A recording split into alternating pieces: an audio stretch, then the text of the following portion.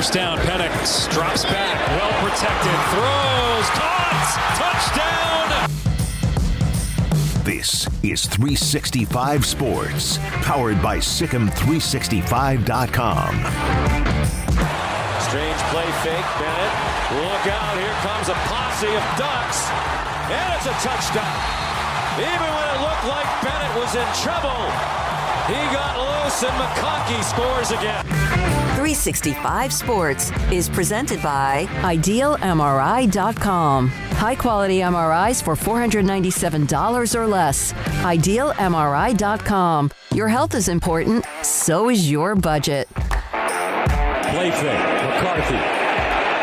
Survey, in trouble, just fires it up, and it's caught on the sideline by Coral.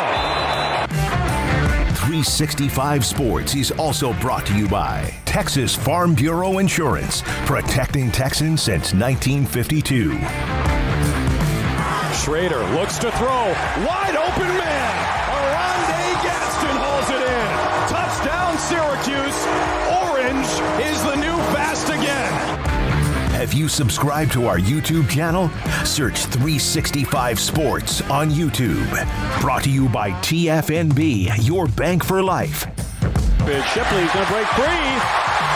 Across the 10, he's into the end zone for touchdown. 32 yards. Now here's David Smoak, Paul Catalina, and Craig Smoak. Well, good afternoon on this Wednesday as we roll now into the first full week of June 2023. David Smoak, Craig Smoak, Paul Catalina. A lot to get to today. Try to dig around, dig out, and figure out what all of it means. And the Pac-12. And here we are with John Canzano. He writes for johncanzano.com. Had this earlier today in mentioning that the members have finalized the conference's grant of rights. Per sources, they've negotiated revenue sharing, sponsorship rights, etc., and all 10 members are ready to sign. What's the holdup? And then the story was, well, there's just the holdup. Ross Dellinger, SI.com. For weeks now, schools have verbally agreed to a grant of rights with a merit-based revenue sharing model. That's not equal sharing. That's merit-based, like the ACC is having. The key word is verbally. Verbal can become signature binding with, well, you'll guess, obviously, a satisfactory media rights deal. All right, so this is interesting here because if there's unequal revenue sharing based on success in football, if you're Arizona, who's now and has been, along with UCLA, the best men's basketball program, why not include that? Well, we'll get into that. We have a quote or two from Robbins, the Arizona president, that he just was on with the Paul Feinbaum show. So there's a little bit of that. Now, one more note from Jason Shear, who was on with us yesterday, who thought that nothing would really occur until sometime the end of this month. Sources telling me the grant of rights was done before the Pac-12 meetings, including performance merit-based revenue sharing.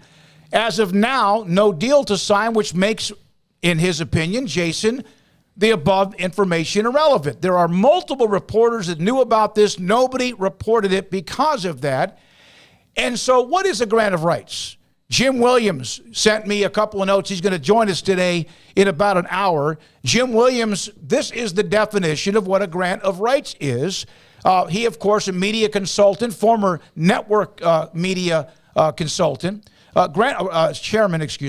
Grant of rights is an agreement between the Collegiate Athletics Conference, the tournament organizer, and its respective members, the schools, where the members agree to transfer their media rights to their conference for a set period of time. Like, for example, the grant of rights for the ACC, Paul, forever down the road is 30-something, correct? The conference will irrevocably grant the media partners the exclusive right to compile, manufacture, distribute, sell, stream, promote, advertise the written work and its artwork. So then, come back to us again, Garrett, because when I saw the note and the tweet from Ross Dellinger in response to John Canzano, the part that to me is the biggest story is not that they've agreed to grant of rights, because you can't really sign a grant of rights without the details, is the unequal or based on performance revenue sharing. Yeah, it's merit based, so it like the ACC thing. If you do better, but theirs is football only, which, probably won't sit well with the basketball schools, the ones that would do better in that, especially with USC and UCLA leaving, and two of the better basketball schools, including probably the most dynastic basketball program of all time in UCLA.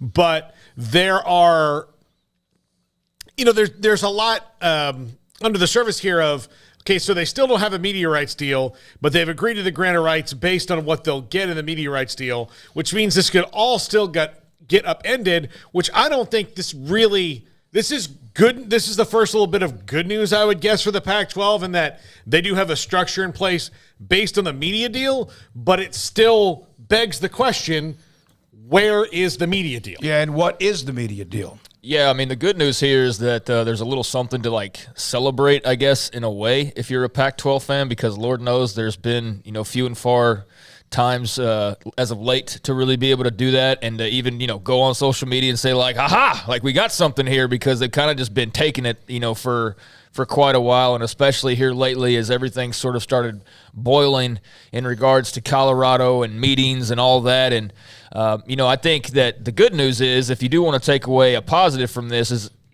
the fact that, you're able to come to an agreement of some sort. I think it would be notable if there was no grant of rights that they could agree on. That would obviously be a big story, but that's pretty much it, is that, okay, you were able to get everybody on board with this particular part of the work that you're doing and what you're trying to accomplish here with the new TV deal. So that's great, but the big questions still loom, and that is the TV deal itself. And, then we'll see what the actual reactions to that are, because that will be a different type of scenario where now we're talking real deal money, real deal length, everybody coming together, and boom, the Pac-12 is now off into its next chapter. That's needed more than this today, but this is notable to know that they've come to an agreement of some sort. But I do feel for those who are well, this is just a flare to try to throw something positive into the ether. I do get some of that feeling too, because it has been, kind of a down stretch. And I feel they kind of needed a little bit of a boost to start to, get a little positivity going. And so I think that provided a little jolt for them today, whether that was, by design or not. But yeah, there's still major questions to answer. This by no means says, all right, well, all this stuff is total BS and nothing's going to happen and the conference is fine. No, that's not at all what this says today, but it is a positive note for the conference as they, continue to wait on whatever this TV deal is going to look like. All right, so Brett McMurphy, I knew that Robert Robbins, Arizona president, he mentioned this on his Twitter feed, would be joining the show with Paul Feinbaum. I was asked about a tweet from one of the reporters. The grant of rights deal with the Pac-12 is done. This is from Robert Roberts, the Arizona president. Robbins, excuse me. Details to follow. My answer was, I have not been informed about any information in this tweet. I'm looking forward to hearing from my own commissioner. Do we have a deal? I have been very confident we would all stay together in the Pac-10. I was confident we would get a deal. I don't know exactly when the deal gets done, but I'd say it's a matter of weeks, which is what he said the last time. Exactly. Time. Now, we're not trying to shoot holes in this thing, but there are some, at least, wait a minute, what is the deal? Some of the grant of rights, by the way, that schools may have signed meetings this week and throughout the summer to give certain people the authority to sign off on media deals, Washington State a meeting, or Colorado, or whoever it is. I'm just throwing out the schools, but there's that from the president at Arizona. Yeah, that's a strange response given the, if you were one of those that's celebrating as if it's big news. Well, the Arizona president doesn't even know about it, so that's kind of odd. But, that'll need some clarity. And obviously they're not done, I guess, informing everybody who's involved about what's going on, and it got leaked to the media or something or other. But, yeah, that's interesting to hear that from him. And, still a lot more to iron out. Again, I think it's a little drop of positivity for Pac-12 fans who definitely could use it and feel like they've been kind of raked over the coals. And, I think if anything, it just turns into more fodder for the Big 12 side of fans, for those who are the mudslinging back and forth, because it's oh, you got a grant of rights, but what else? Where's the actual TV contract? So I don't know how much actually changes from today, to be perfectly honest with you, other than you can look at this as a step forward. And I'm not taking into account when I say that, like, that it's been done for weeks or whatever. I'm not trying to get too deep in the, on this being a major, significant milestone. But it's not nothing, because we can't pretend like we haven't discussed of, well, what if Oregon and Washington say they want more? And what if this happens to where, so-and-so says that they want this? Well, now we've got the answer. They've apparently agreed on it. So I think that that's major. Now, right, if there's not a TV deal that's satisfactory, it doesn't matter in the long run, because there's a chance that whoever's agreed to this decides that it's not good enough. But if it is good enough, that's all she wrote, because they've figured out the hard part of getting everybody on the same page. So it's not insignificant, but it is entirely dependent on the exact same thing that this has been entirely dependent on this entire saga, which is the actual TV deal itself and what that ends up looking like. All right, so there's that, as any ways that we can. One note, you saw the quote from Jim Williams. He'll join us today at 4. He and I had discussed him coming on to discuss the LIV PGA Tour merger, and he has a bigger story, he thinks, than that, which was a massive story on how this could affect professional sports franchises perhaps down the road. Also, Bob Thompson sent me a note today. And this was after I had sent him the text from Ross Dellinger, John Canzano. I said, what are your thoughts on this? He's in a deposition, so he couldn't come on. But Jim Williams can help us with this. But there's a couple of quotes from Bob, former Fox Sports executive and media consultant. I think he means that they verbally agreed to a grant of rights, but until they see the media deal no one is signing, Washington State seems to feel the need, though, to go get pre-approval from their Board of Regents, which is what is happening. Number 2, I still think they're going to act before the end of the month. San Diego State needs to know if they're in, so they can then give their exit notice to the Mountain West Conference. And then this one, people are saying that this has been known for weeks, but this is from Bob Thompson. But if that was the case, they would have reported it, considering the uneven revenue sharing aspect, which is a different wrinkle. Yeah, he's right. I mean, especially when, as I was saying, you were in desperate need of a little drop of positive news, right? And if this was out there, I feel like that would have been like within hours. You would have had, you'd had Kirk Schultz calling up whoever, like, hey, we've agreed to this. So for that to be known for weeks, there's another problem with that, guys. And do you know what that is? It's that Robert Robbins was on Feinbaum and just said, well, I just mentioned that. No, I know. I'm following up and saying that, the whole known for weeks part, I'm just reiterating that he didn't know. That was the case. Bob's saying, well, if there was an agreement, then it would have been in the media somehow or another. Well, then Arizona's president probably would have known about it too, right? If it was known for weeks, and he's here today within the last 30 minutes saying, I didn't know anything about the deal being done.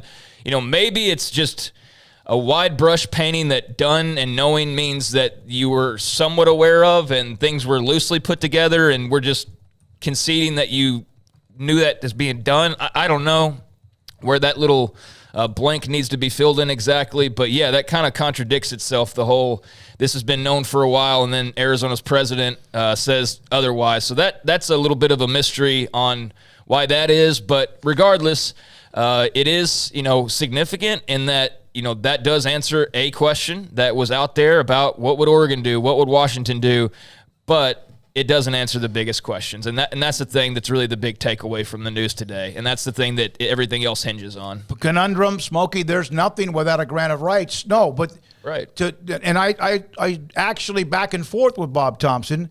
Would you sign a grant of rights without knowing the details? And he would say you wouldn't think so. And that's not to throw water on anything, but it's just perhaps business. Now, give somebody authority to eventually approve and have the authority to say we're good. That's one thing. So it's significant to say, we're going to go merit-based and agree to take that step to do that, because that's not a given. Now, it's probably something you figured was going to happen because, there was probably – a little bit of cage rattling, I would imagine, from a bigger brand like an Oregon saying, okay, well, if we're going to still be a part of this now, then the whole other part of this about what are there realistic options? How much could they really strong arm the Pac-12 in this situation, right? I mean, how much can you say you want, and then you're threatening, well, what if you don't get it? Well, is that threat even legitimate? Is there even any, how much can they really strong arm the Pac-12? Where do they have to go? Because until I see a Big Ten invite become public, then they've only got so much leverage, but you do want to make them happy because you don't want them to then start to find their way to the Big 12, perhaps. So you do have to give a concession. So I do think that that's notable.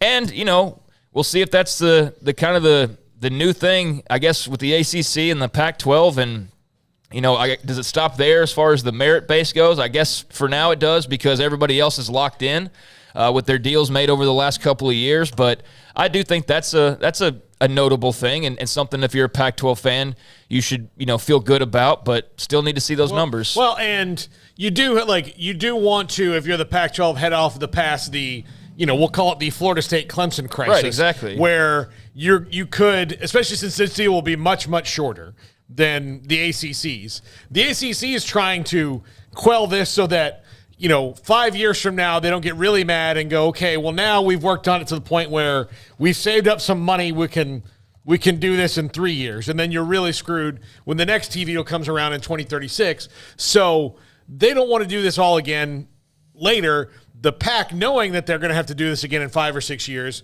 is just trying to be a little bit proactive and saying, okay, look, we don't want Oregon and Washington or whoever the teams are going to be the dominant in the conference to get pissed off because we didn't think of this after it was already out there in the ether. All right, here's another thing. If I gave you both a blank piece of paper and I said, listen, just sign it. We got a 3-year contract. I just need you to sign the paper. Just sign it. No, with no absolutely not. Of course not. Roger Dodger, what I understand is that San Diego State would miss the 24 season but could join the Pac-12 in 25. Rick Olson, we need to sign it to know what's in it. Right. That's the big blank that's missing from today's story is what did they've agreed to sign something if it's satisfactory, but what are they actually going to agree to in the end? That's the mystery because that's what we still don't know, and that's what I keep rolling back to is that's what it all hinges on is that actual deal itself, and that's the part that's not being reported on today, and that's what we'll all hopefully see here pretty soon because it does kind of feel like it's all sort of coming to a head as far as this little window here. All right, so news on basketball. Baylor has been trying to add to their roster. They're waiting for a decision on Jalen Bridges, who entered the NBA draft and has then taken his name out of the NBA draft. There was at least, not speculation, a report that he might look overseas to play perhaps in the Australian Professional League. I get the feeling that Jalen Bridges is going to end up most likely back at Baylor. Now, I say that, and here's what. Olivier Cumwall from Tennessee, who Baylor was after, today announced his commitment to play at the University of Michigan. Very good player. Got a little edge to him, a little blank in his neck. Probably can bring a little physicality. So he is, Cumwall, headed to Michigan.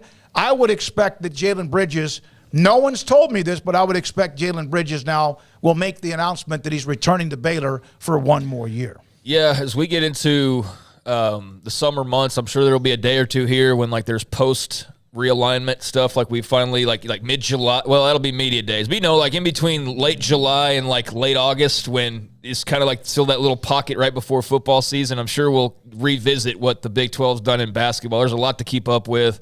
But for Baylor in particular, they've got one piece remaining on their board as far as questions go. And everything else has kind of been agreed to. Everything else is on paper. It all sounds good. And the one thing they're I guess, kind of still waiting on was this roster spot, right? And so, you mentioned the prospect deciding to look elsewhere, Cumwall, and we kind of were under the impression that was a Jalen Bridges move, one way or the other. You get this guy, or Jalen Bridges is probably coming back. We'll see. Things can always change. I know that there's some people of the opinion that the Australian thing is kind of a leverage play, if anything else. But, yeah, I think that bodes well, what you're saying, for Baylor to get Bridges back. And if they do, then I think you're looking at a pretty solid team next year. Yeah, I hope. Is Bridges? I hope, too. Who would you rather have?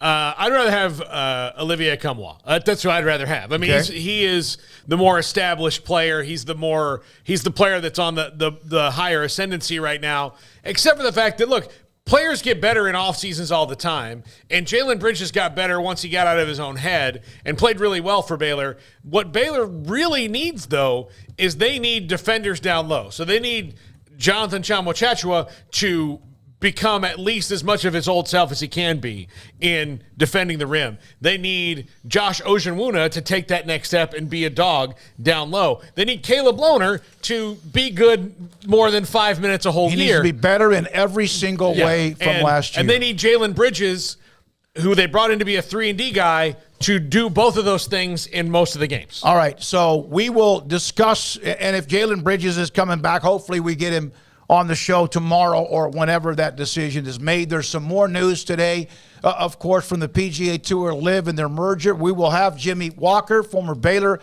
star, who won the 2016 PGA Championship, on the show to get his reaction, and also a caddy, Micah Fugit. Great story here. He caddied for Billy Horschel at one point when Horschel won the Players' Championship and got himself a big fat check. Then they kind of moved on. Horschel then looked for somebody else. He's in a bad funk. I mean, he broke down in tears, basically, after the Memorial when he shot at 84, came back with a 72. Micah Fugit's back on his bag.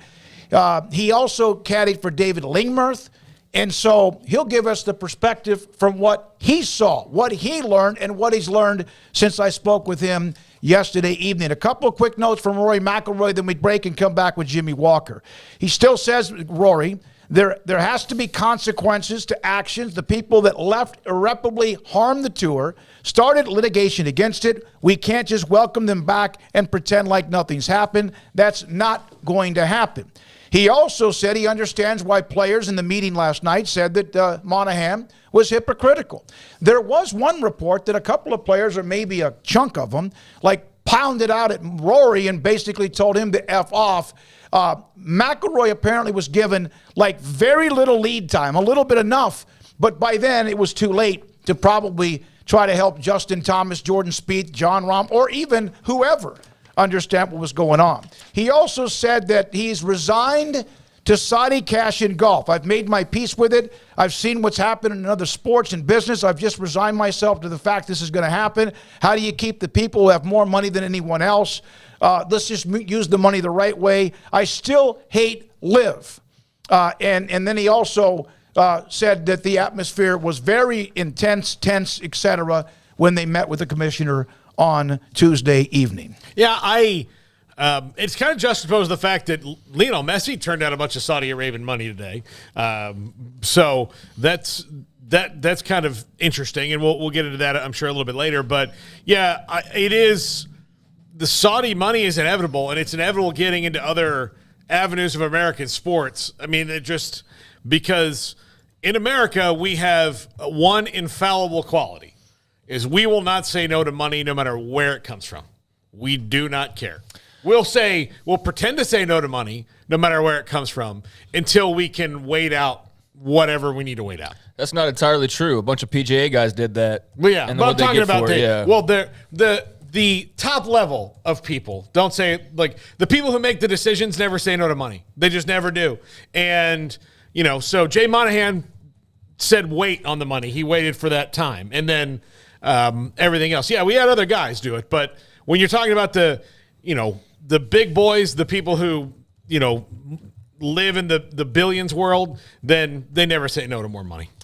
Yeah, maybe George Kliavkoff should call MBS. Yeah. Maybe that's what you go get that Saudi money for the pack, and that'll solve a lot of problems as well. I mean, yeah, I don't know. It's an interesting story. It's obviously was huge news yesterday, so just very curious how all of the dust sort of settles, especially for guys like Tiger and Rory. When we come back, he was an All-American at Baylor, PGA champion in 2016. Jimmy Walker, how he found out, what he's learned in the last 24 hours. Jimmy Walker, former Baylor and also PGA Tour player. He's on the tour now. He's had a pretty good year. Next on 365 Sports. Ideal MRI. Ideal MRI is inside of the Central Texas Marketplace on the southern part of I-35 in Waco, and they have two things that help you. In fact, I had lunch today with somebody who was in the hospital system business. In fact, he's at the very top of the business, and he was talking about MRIs and the cost of insurance and et cetera, pharmaceutical sales, doctors, et cetera. I had a great lunch with him. But one of the things about Ideal MRI is they can save you a ton of money. The average MRI can be it's $1,100. Theirs is every single time $497 or less and can be less based on insurance filing and more. It's idealmri.com. Their state-of-the-art technology MRI machine is fabulous. I've been in it. They are incredible. The techs and specialists, Dr. Rob Maxey, the partner, and what he does with that business, $497, and find out what's going on inside of your shoulder, your lower back, your leg, knee, whoever, whatever is a part of your body. It's amazing. $497 or less, idealmri.com. Pizza, burgers, and Bears football. There's no place around Waco that serves them all other than Bubba's 33. Come show your green and gold and enjoy some of Waco's best food and beverages while watching your favorite team, the Bears. When real Bears fans get hungry, Bubba's 33 is the #1 spot for ice-cold drinks, hand-stretched, stone-baked pizzas, and bacon-infused burgers. Join us for indoor or patio dining. Bubba's 33, Waco's restaurant and proud supporter of Baylor Bears football. Sick 'em, Bears. It's Ram season at Allen Samuels in Waco, and the deals couldn't be any hotter. Shop the greatest selection of new inventory in Central Texas and save big on Ram trucks. Now offering 10% off MSRP on a new 2023 Ram 1500 Lone Star Crew Cab, or get 2.9% for 72 months. The choice is yours. Plus an extra $500 bonus cash to first responders. Allen Samuels in Waco is the place to shop Ram trucks. Visit today or browse online at allensamuelsdcj.com. TFNB Your Bank for Life is the official local bank of Baylor Athletics.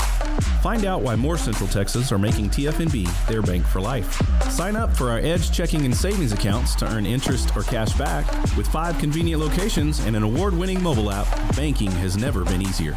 TFNB Your Bank for Life. Member FDIC. Do you or your kids get nervous about going to the dentist? Stonewood Dental, Dr. Steve Childress, he can help. I've spent a career taking care of patients who as children had bad experiences, and now they're adults that hate going to the dentist. If I get a kid at 3 years old and they come every 6 months and it's a happy experience, it's normal for them. Now they have an accident at 6 or 7 or 8 at school. Now they have a broken tooth or a trauma, and they have to come here. They're used to lights, they're used to water in their mouth, they're used to experience, they already trust us. It's amazing what we can do with that kid without it being a negative thing. But if I see a 6 or 7 or 8 year old that's never been to the dentist, and now they have a trauma or an unfortunate unexpected toothache, it's harder to do that for that kid and it not be somewhat of a negative experience. So bottom line is I try to teach kids and adults and teenagers, everybody, the way I'd want my family treated, which is where it's a necessary part of life. You just take care of it. It doesn't have to be that big a deal. Learn more, stonewood-dental.com. At Ideal MRI, we feel blessed to be part of the Waco community. We're a small family business here in Central Texas. At times like this, the cost of healthcare has never been more important. And unfortunately, significant illnesses and injuries still occur. And that's why Ideal MRI is open and here to serve you through this difficult time. So if you need an MRI, ask your doctor about Ideal MRI. You can schedule online in minutes at idealmri.com or call 833-IDEAL-MRI.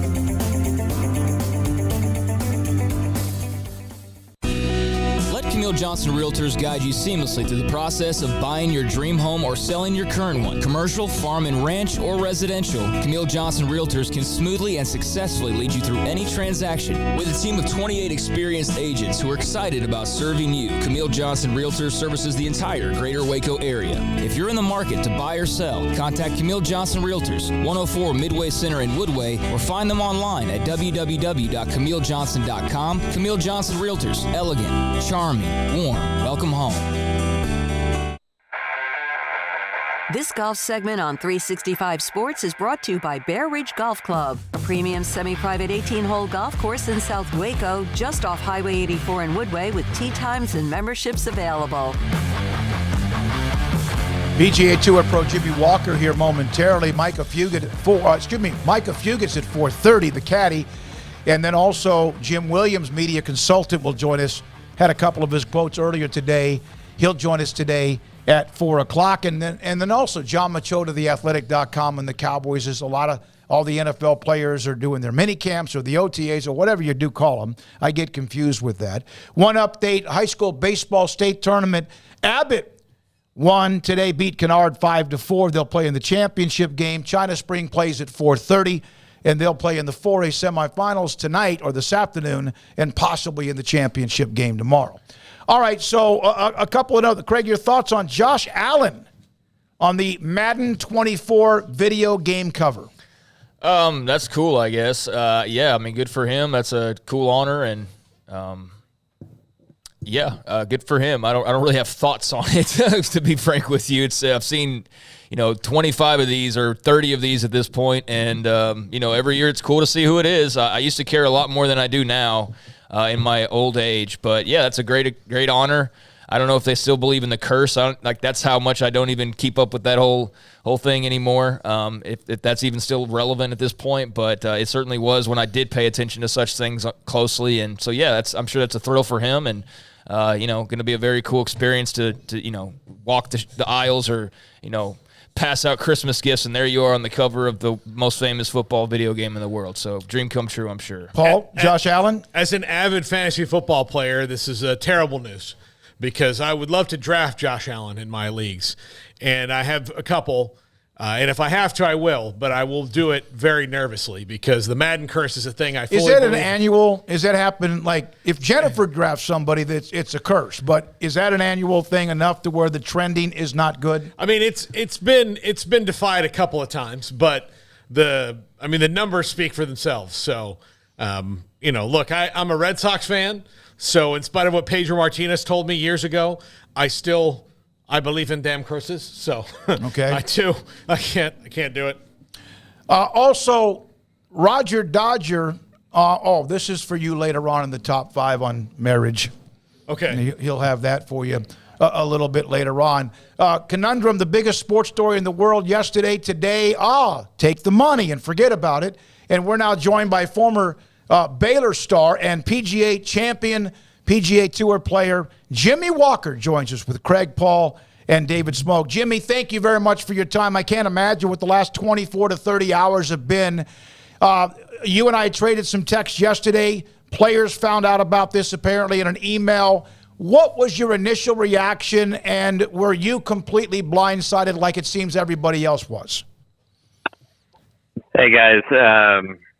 Pretty wild morning. I was sitting on a plane, and I got this email coming in from the commissioner, and it looked like a bulk email from the tour, and read it, and I was just kind of like, wow, this is pretty incredible. And then I texted a couple of players, and nobody really knew yet because, it was so fast. Like I literally saw it pop up right when they sent it, and just pretty incredible. Not what I think the bulk of the tour members thought would happen, for sure.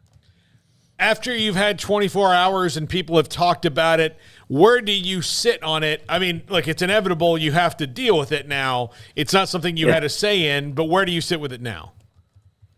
Yeah, I'm still kind of trying to figure it out. Obviously, they were very adamant that was the enemy, and they were never going to do any kind of deal with them. And we were all pretty cool with that. And it was sad to see a couple of people go, and friends, and you just never really thought you'd play much golf with them ever again. And these guys took big paychecks, and that's where I think a lot of us sit is you're going to let these guys come back, and they got big checks. And what about us that stayed? What about us that have given our entire lives and careers to this tour? And, what it really did is we always thought we just never really had much say so in kind of what went on with the tour. And this really just solidified that for all of us, I think. Do you feel betrayed? I'm not going to say I feel betrayed. I'm just really disappointed, especially the fact that, we weren't consulted on any of this. And, it was said in the meeting, yesterday that if they would have consulted us, what would have happened? We said, well, it wouldn't have passed. And I said, exactly. So right there, that just kind of tells you where you sit in the grand scheme of things. Lots of unanswered questions. I don't know how guys feel about, the tour made a big deal about Saudi and Saudi money and, their reputation. And, now we don't have a choice in the matter. We know where the bulk of this money's coming from now. And, it's just real interesting. And it was so just out of the blue, honestly. Just wow. Jimmy, I know there was the players' meeting, and I'm sure everybody is trading text or talking to each other. Was there ever the discussion, you think, or have you even heard or thought about anything unionization when it comes to the PGA Tour players? There's always been talk of that, but they've really hammered down on us that we're sole proprietors and we can play in whatever we want and this and that. And it's just nothing's really ever materialized. But now that this is happening, and I think there's going to be a bigger, longer look at doing something like that. It really feels like we just don't have much protection, especially when you see a giant move like this happen without any kind of feedback from us. You know, we have a player advisory council that we elect every year, and nobody knew. The one player that sits on our board, Webb Simpson, found out 30 minutes before the email came out. So, I mean, yeah, we just don't have much say in what goes on. And that's really evident now. Yeah, Jimmy, it would seem to me that you guys are in a more unique situation than almost any other sport in that, especially PGA Tour players with their card, it's like, 125 plus exemptions every year. So it's not like the NBA has 1,000 guys. The NFL has, 53 guys a roster, and Major League Baseball and so on and so on. So other professional athletes have these large groups. You guys are a really small group comparatively to other professional athletes and have less of a say than all of them, which is kind of strange to me. Yeah, it's just the way it's kind of always been. And I think it may be changing. It's still super early, and I'm off this week, and I'm not playing, and so kind of missing all the fireworks going on. I'm hanging out with my kids, and we played golf today, me and my oldest, and just kind of stayed away from it for now. I'll circle back here in just a little bit and kind of maybe take more of a deep dive with my agents and people I trust and see what they've got to say. I mean, I know that the meeting was very heated last night. There were lots of calls for the top brass, Monahan, and a couple other guys to just flat out leave. I think a lot of guys feel betrayed. A lot of guys feel that they can't trust them anymore, and that's kind of sad. Jimmy, in the NFL or in most professional sports leagues, the commissioner is hired and works for the owners. On the PGA Tour, I believe the commissioner works for the players. But now, if in fact there was an uprising with Monahan, not saying there is, but obviously some people are heated, he now even has an additional title to where he is on this, whatever it is. That's kind of like, hey guys, sorry, but also I'm protected. You can't fire me. Yeah, new CEO of a company that doesn't have a name yet, and I'm sure there was a big pay raise, and it's interesting, and we still are playing every week for your paycheck. There are cuts, and you got one of the best jobs in sports, and you don't make a dime from the people you play for. I mean, right out of the gate. And we've always kind of fought with that. And, maybe that's something else to look at now too. A lot of big changes, I think, are really, really getting to start happening here pretty quick, I think. And we appreciate you giving us some time. I know we want to let you get back to your family, but we have a few more questions. For example, Jimmy Walker, where you have come from, because you've really had a pretty successful start to this year. You do have what you've done in your career, including a major championship. So let's just say they offered you. I don't know if LIV contacted you. I know they contacted a lot. But would you then accept any money from whoever it is, PIF, if they said, okay, your ranking based on what we gave somebody else to join LIV was X amount of money? Do you feel like you deserve that, or others who could have gone to LIV?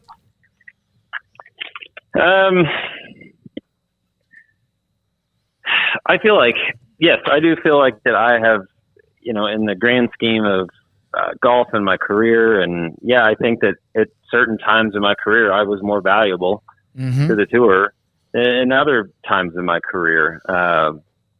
And I know that that's how a lot of these players feel. A lot of players did get big paycheck offers from LIV, and they decided to stay. And what are they going to do about that? Guys turning down, whatever Tiger got offered, $800 million or whatever he got offered to go play, he turns that down. Now all these other guys that took these giant checks get to come back, and I don't know what the reprimands are going to be. And I do know that they said there was verbiage that said, players will be able to come back on the disciplinary actions of each said tour, right? So I know that when a player decided to leave and go play the LIV, that each tournament they played was a 9-month suspension. So you can go do the math on all the players that have played and how many tournaments they played. If that's something that they hold up to, then you wouldn't see those guys for very long. But what a lot of the guys talked about last night is it is now a for-profit organization, and it is not profitable to have, some of the best players in the world that left go sitting on their ass. And that's where the big rift is between the guys that stayed, I think, and the guys that left.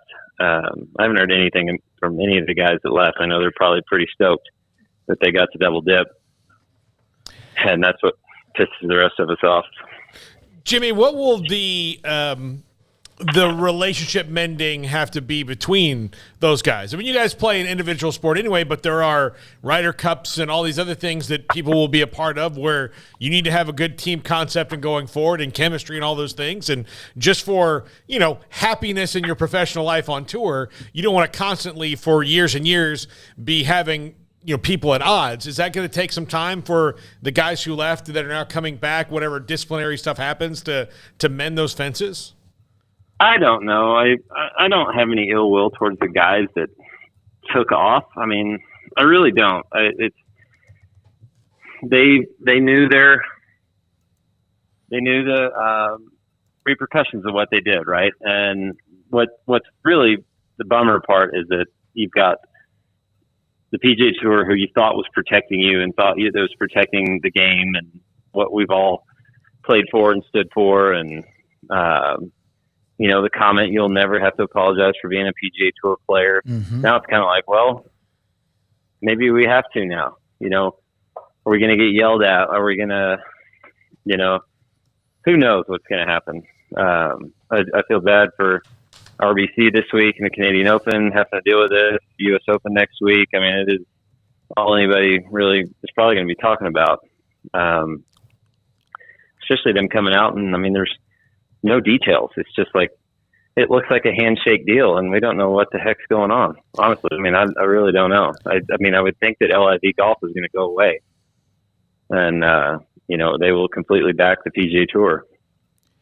Jimmy, do you feel like? That's my guess. Yeah. Do you feel like, for example, the players that live, Brooks Koepka took care of his own business by winning the PGA, played well at the Masters, and some other guys have played well to earn invitations, or because they've won majors, back into tournaments like with you in the PGA Championship. But do you feel like eventually they were also on their end sinking because they were not earning world ranking points, and that eventually that was just going to kill them because you can't get into tournaments unless maybe you're a major champion, etc.? Oh, 100%. It was going to, they were just slowly going to, just slide off the world rankings because they weren't getting points. And, that is a big deal. And that's what they were fighting hard for. And, a 54-hole tour, no cut. I mean, it is just completely different than anything professional golf's ever done. And, one of the big bummers here was how reactionary the PGA Tour was to all this. It was like we found all this money and dipped in all these reserves and started spending all this money to keep players to stay. And I mean, it's just, nothing seemed to be very proactive about this whole thing. And it just seems to be completely mismanaged and taken a hard stance. And now we've completely backed out of it. And it just, I don't know. I think it just makes us look like a bunch of idiots. And it really has nothing to do with anything that I myself or any of the guys that didn't leave. There's nothing we can do about it. I mean, there's literally nothing we can do about it, I don't think, at this point. because it's done, and here we go. If you don't mind me, one more question about your game. You have played well. I know that didn't go well at the PGA Championship with the miscut, but that was a brutal course. But you've had a nice run, and not every week, but you've had a nice run. Do you feel like your game is close? Because you've had to fight back from the Lyme disease and, not playing a lot. How do you feel about your game right now? I feel good about it. I'm driving it better than I really ever have, and I switched to a new ball. I picked up a lot of speed, and I've been hitting my short irons a little too far, mid irons a little too far. Switched to a new ball and really like what's going on. I still, the final piece of the puzzle for me is just the head a little bit after Lyme disease, and it's affected every part of my body, and including my brain. And sounds weird, but just things are a little different. And man, I'm close. I'm stringing together more good rounds, making a few more birdies, and Hilton Head was great. We were right there with I had 54 really good holes. It's just a matter of kind of just cleaning that up, and we'll be right there. I'm excited and ready to play Travelers, and probably won't miss a tournament the rest of the year after that. So, last question for you. Do you regret at all not joining LIV if you had the opportunity, or is this just the way it was going to be, and you're still proud of the decision you made? Well, David, in my position, I wasn't playing well, and everybody knew that. I mean, I didn't get an offer, but at 44 years old, I mean, if they'd offered me, if I'd have gotten, a nice check, after tax, you'd have to take a really hard look at it. And you could go out there, and if you play well, the amount of money you could make was insane. So, I've looked at it and thought about it, and it was more of just it was a move for my family, and it would have been the best thing for us. And I think it would have been in the cards, but it just wasn't for me at the time. And, if I was some of these kids that were, 27, 8 years old, 30 years old, that were just rocking and rolling on the PGA Tour, I can't imagine leaving that, but I just feel like, what were they out playing for every week? They were just basically exhibitionists out there playing. It didn't really mean anything in the history of golf, and that to me was kind of sad. And I think that's what I would have missed the most, was a chance at, something like that. More history, I guess. Jimmy, thank you. You're brutally honest. You always have been. You gave us truth serum, great insight, good luck going on. And sorry about interrupting kind of a downtime with the biggest story perhaps in golf history. But, man, you lit it up today. We appreciate your time. I appreciate it, guys. Thank you all. Jimmy Walker, PGA Tour Pro. I remember when LIV first started, he had mentioned to me that one of the things that some players wanted, and he mentioned this 2 or 3 times, that they wanted a little bit more of their ideas accepted. Now, I'm not saying 54 holes playing in shorts and bands going off or music on the 10th tee box, but they did want some things. And not only just for themselves, but also for those who help them, the caddy, etc., because it is a paycheck to paycheck. You don't make the cut, you don't make any money, but you spent money to be at whatever tournament for 4 or 5 days. And we'll hear from the caddy's perspective at 4:30. And then, how about, hey, had they offered me after the taxes, if it would have been a nice chunk of money, 44, career had been fading, hadn't won in a while, coming off Lyme disease, probably, he's honest, would have absolutely looked at that more than maybe you thought. And just incredible stuff from Jimmy Walker. And look, I think we can all say this. I think we said this at the time. And look, I'll sit here and tell you that, I wouldn't want Saudi money and all that stuff, but the Saudis haven't called me, right? I'm also in a much different financial position where, unlike Tiger Woods, I can say no to the money, and I couldn't say no to the money and it wouldn't change my life. For Tiger, but yeah, for Jimmy to really make it and then have generational wealth towards the end of your career. Yeah, you have to consider those things. Here's a story that just came down, the Messi story today. Here's the official number, the final offer that the Saudi Arabian club Al Hilal made to him. 3 years, $1.6 billion. Yeah. And he said no. So good for him. Yeah. I mean, good for him. I'd love to hear his response as to why. I mean, that's not just like, well, I'm getting older. Yeah, but you're still like 37 or whatever he is. So, like, you got plenty of time to spend at hundreds of millions of dollars or whatever. But, yeah, I'd be fascinated to hear him explain why. And, you know, if it's as simple as, I just wanted to retire, then that's cool. But there's a little bit more to that decision than, I just want to retire when you're talking about 3 years, $1.6 billion. I'm sorry. You got to think about it a little bit deeper than just, I've had enough.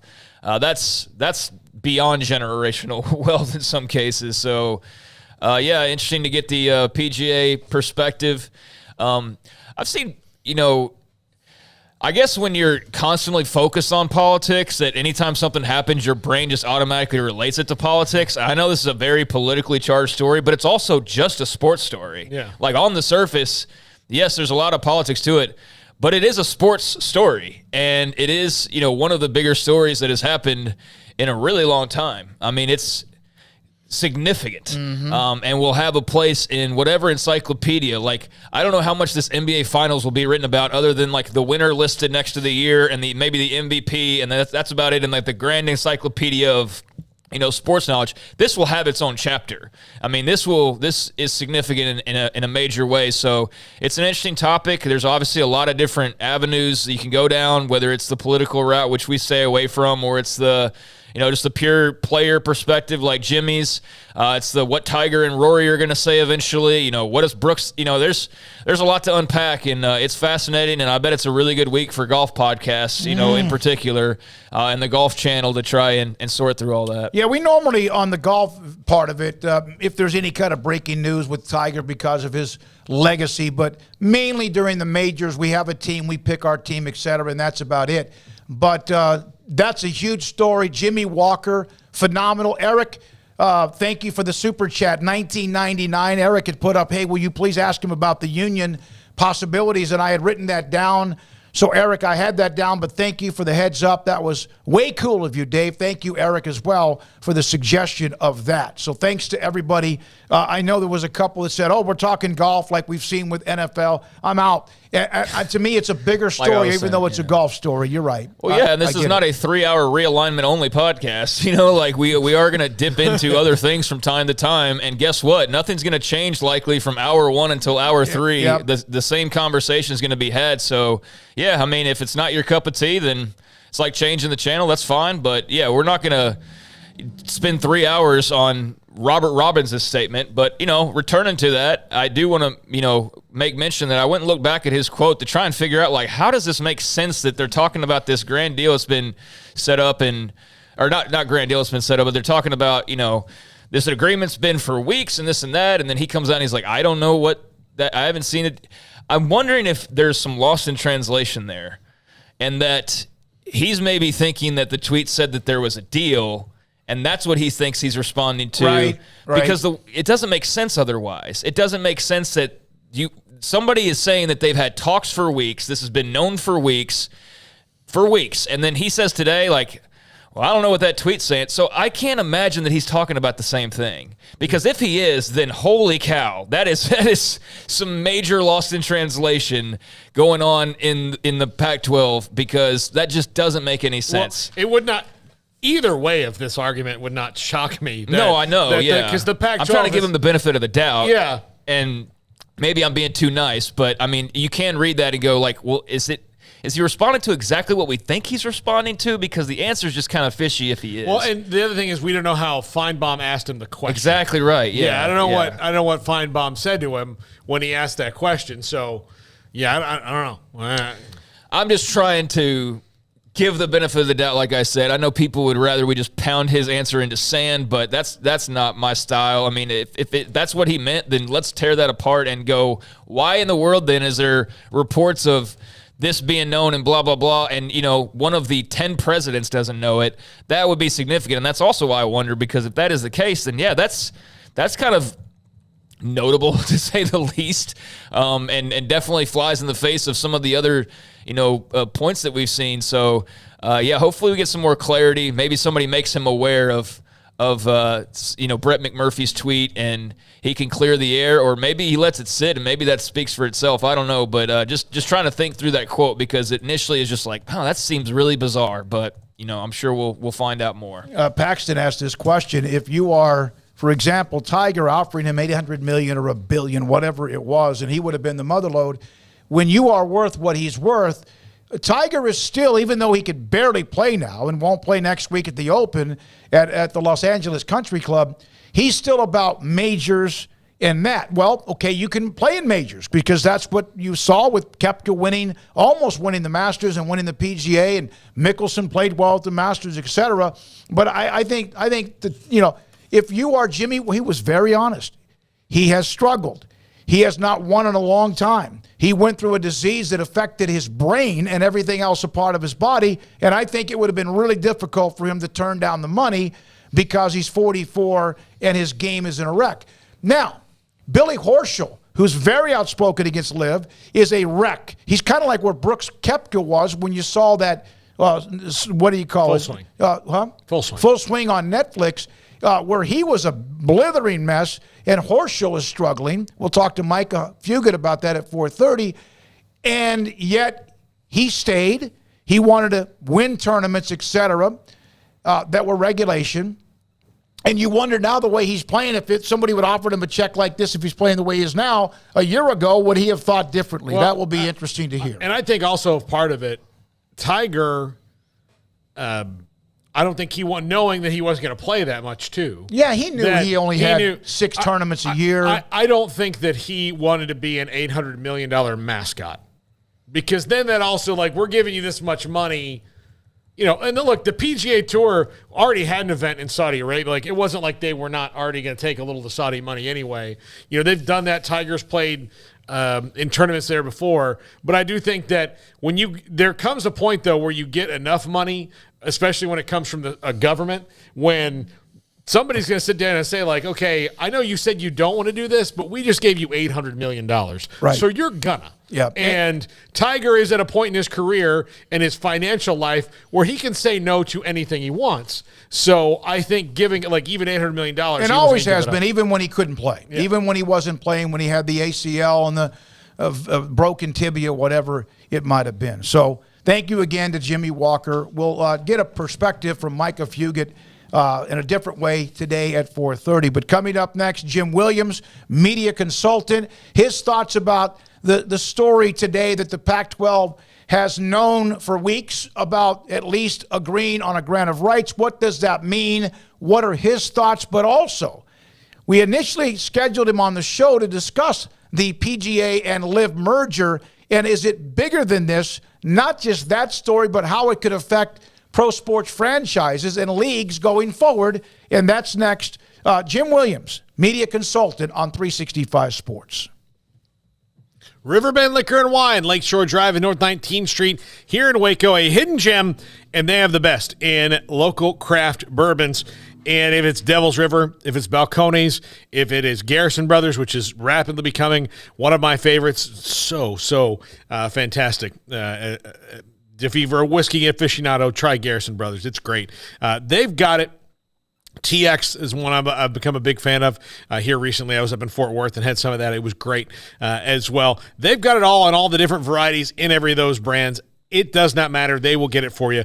And they've got craft beer galore. The best selection is summertime. There's some great summer brews there now on the roster of craft beers, and they always turn those out seasonally, so it's always something new. So if you can only get in there a couple times a year and you're a craft beer fan and you just want to look, as the seasons change, so do the beers, and they always have some great stuff there at Riverbend Liquor and Wine.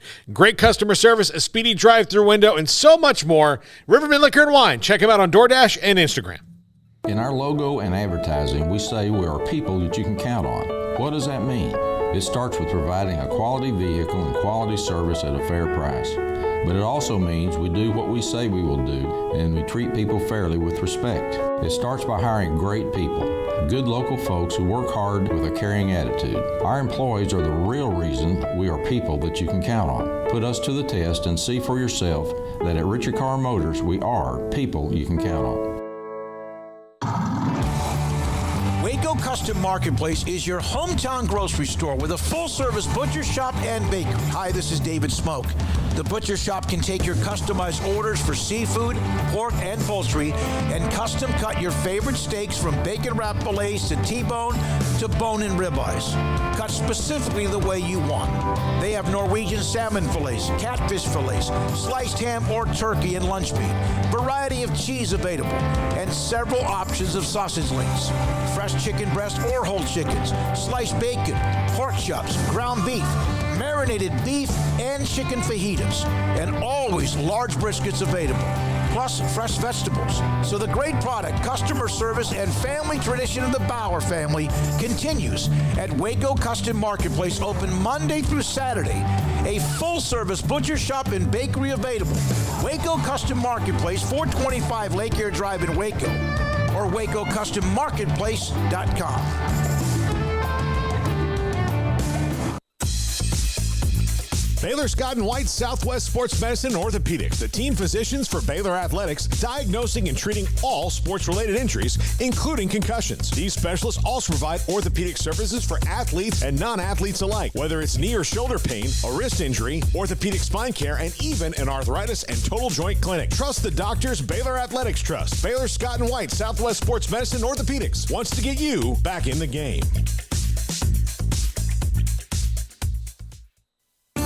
There are 26 letters in the alphabet, over 600,000 words in the dictionary, and just 3 of them said together can change everything. Let's order pizza. Those 3 words lead to dough made from scratch and 3 fresh signature cheeses that blanket golden crust in a heavenly melt on Marco's Pizza that'll blow your mind. So visit Marcos.com to order and stop by Marco's Pizza in Belmead, China Spring, Woodway, and in Robinson. Marco's. Pizza lovers get it. It was broad daylight. I stepped into a gas station for 5 minutes to grab a snack, and just like that, my car was broken into. They made out like a bandit. My laptop, my phone, everything. I called my agent to see what could be done, and he restored my faith in humanity. My claim was processed so quickly, and I was able to recover my losses. Stop by and see our agents at one of our 3 McLennan County locations. Coverage and discounts are subject to qualifications and policy terms and may vary by situation. It takes time to reach goals. It's a truth that applies to more than sports. It goes for your financial goals as well. You work hard for your money, and you deserve an investment strategy that lines up with your game plan. And Chuck Verno, your Edward Jones financial advisor, can help. If financial investments aren't putting forth the effort you desire, stop by today for a financial review. Chuck Verno, 720 North 64th Street in Waco, 254-732-1161. Edward Jones, member SIPC.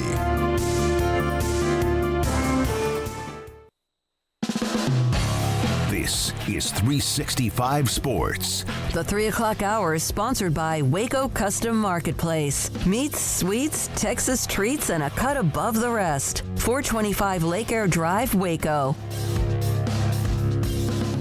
Jim Williams, media consultant, sends me information, sends us a lot, constantly helping us. We appreciate him.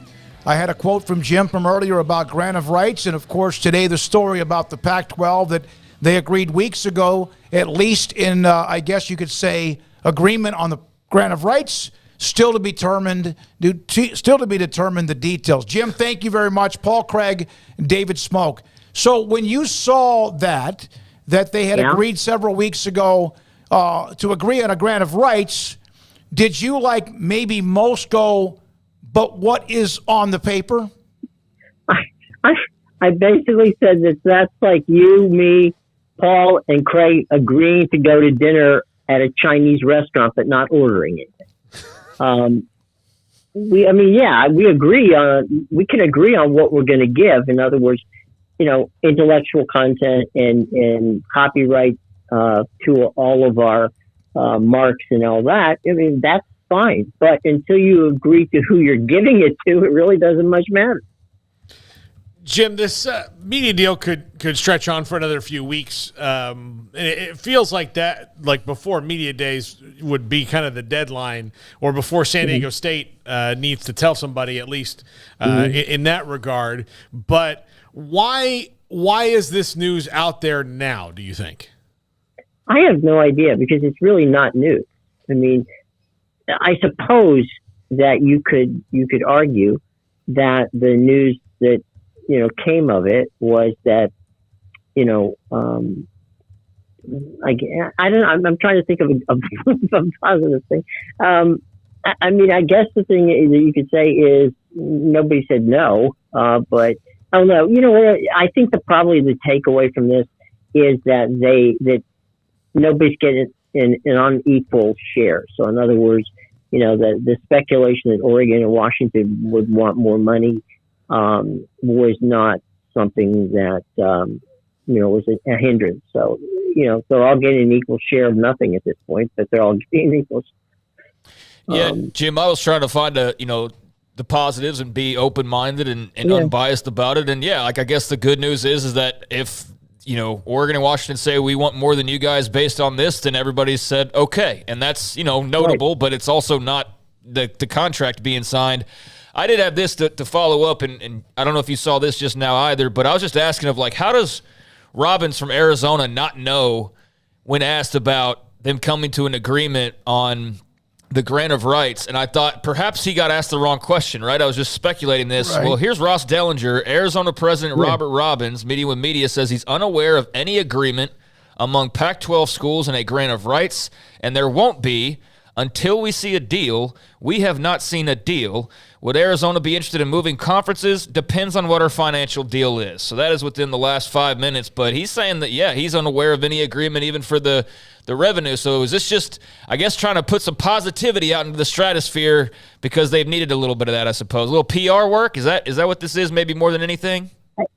I suppose. But if you're going to have one of your presidents stab you in the back, I'm not necessarily sure that maybe he missed the memo. I don't know. But look, to me, when I saw it come up, I thought, well, let me call somebody and find out. And I did. And, one of the people that has been very kind to me on the PAC side said, look, we're making some, progress, but we got to get this thing done. And so you would think that we would be making progress. And I didn't ask, when I asked about the grant of rights situation, he said, I'm sorry, I don't know, about that. Now, he didn't say, was John Canzano wrong? No, he didn't. He didn't say that, and I didn't say that.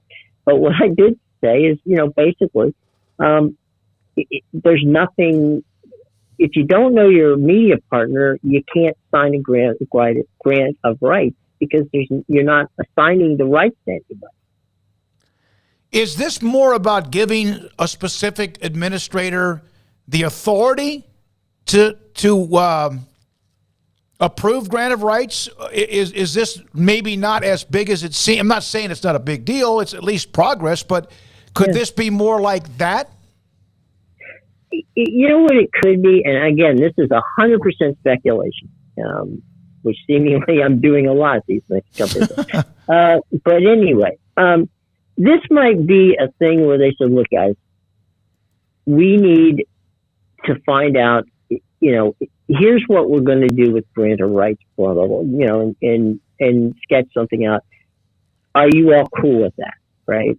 And they say, yeah, because they don't know what the media deal is. So why would they not be willing to do that? My guess is that they're not going to get to see a media deal, a final media deal, unless the deal, they know what each one of these presidents is expecting. So why would you show anybody a deal that they're going to say no to unless that's the only deal you have? So I think what this was, an attempt perhaps at showing, okay, we're still uniform because they got, the Colorado thing is going crazy out there now. And others, maybe it was and again, speculation on my part, maybe what they were trying to do was, craft something to say, look, we're all together still and we agree on the grant of rights. But as I said, the only real takeaway to me was that Washington and Oregon would get an equal share, which, if you don't know what the thing is anyway, it doesn't matter. So I don't know. Anyway, that to me, it's like a blank piece of paper. You're saying something that you're all together on this, but you're all together on what? What exactly are you all together on? We've heard different administrators of the Pac-12 who said that we hope to stay together, we plan to stay together, but we still need to see the media deal. That's not changed, has it? I can't see. I mean, again, the short answer is no. You're right, 100%. I mean, I don't even. I'm trying to think of a reason, and again, I don't want to throw anybody under the bus here. I have no idea why you would just send this out. I mean, it's just nothing. We agreed to nothing. Literally, that's what that means. If I had a blank piece of paper and I said, this is your 3-year contract with nothing on it, but I need you to sign it, would you? No, of course not. Yeah. Well, for you, maybe, but I didn't know. Yeah. All right. One of the reasons initially that we I don't know about Paul, though. Yeah. Yeah. Well, and he has no authority, and in about a week he has no authority. I know. I have to. I'm not the CEO of my own company anymore. No, so you're not. I'm kidding. I do it for you too, Paul. Jim and Craig. Yeah, and we would love to have you under a 3-year contract. So yesterday, the news from with the PGA Tour LIV merger and all of that, with the PIF, the fund now being a major, if not the largest, and it will be the largest chunk funding the tour. Now, what I loved about what you told me earlier today was that's a big old story. There's no question. Monstrous story. But it could be much bigger than that about what PIF may want to do moving forward, because if the PGA Tour allows them to be a part of that franchise, then what's to keep them from getting involved in pro sports franchises, bidding, leagues, etc.? Right. I mean, they're already in the Premier League in England. They own a team.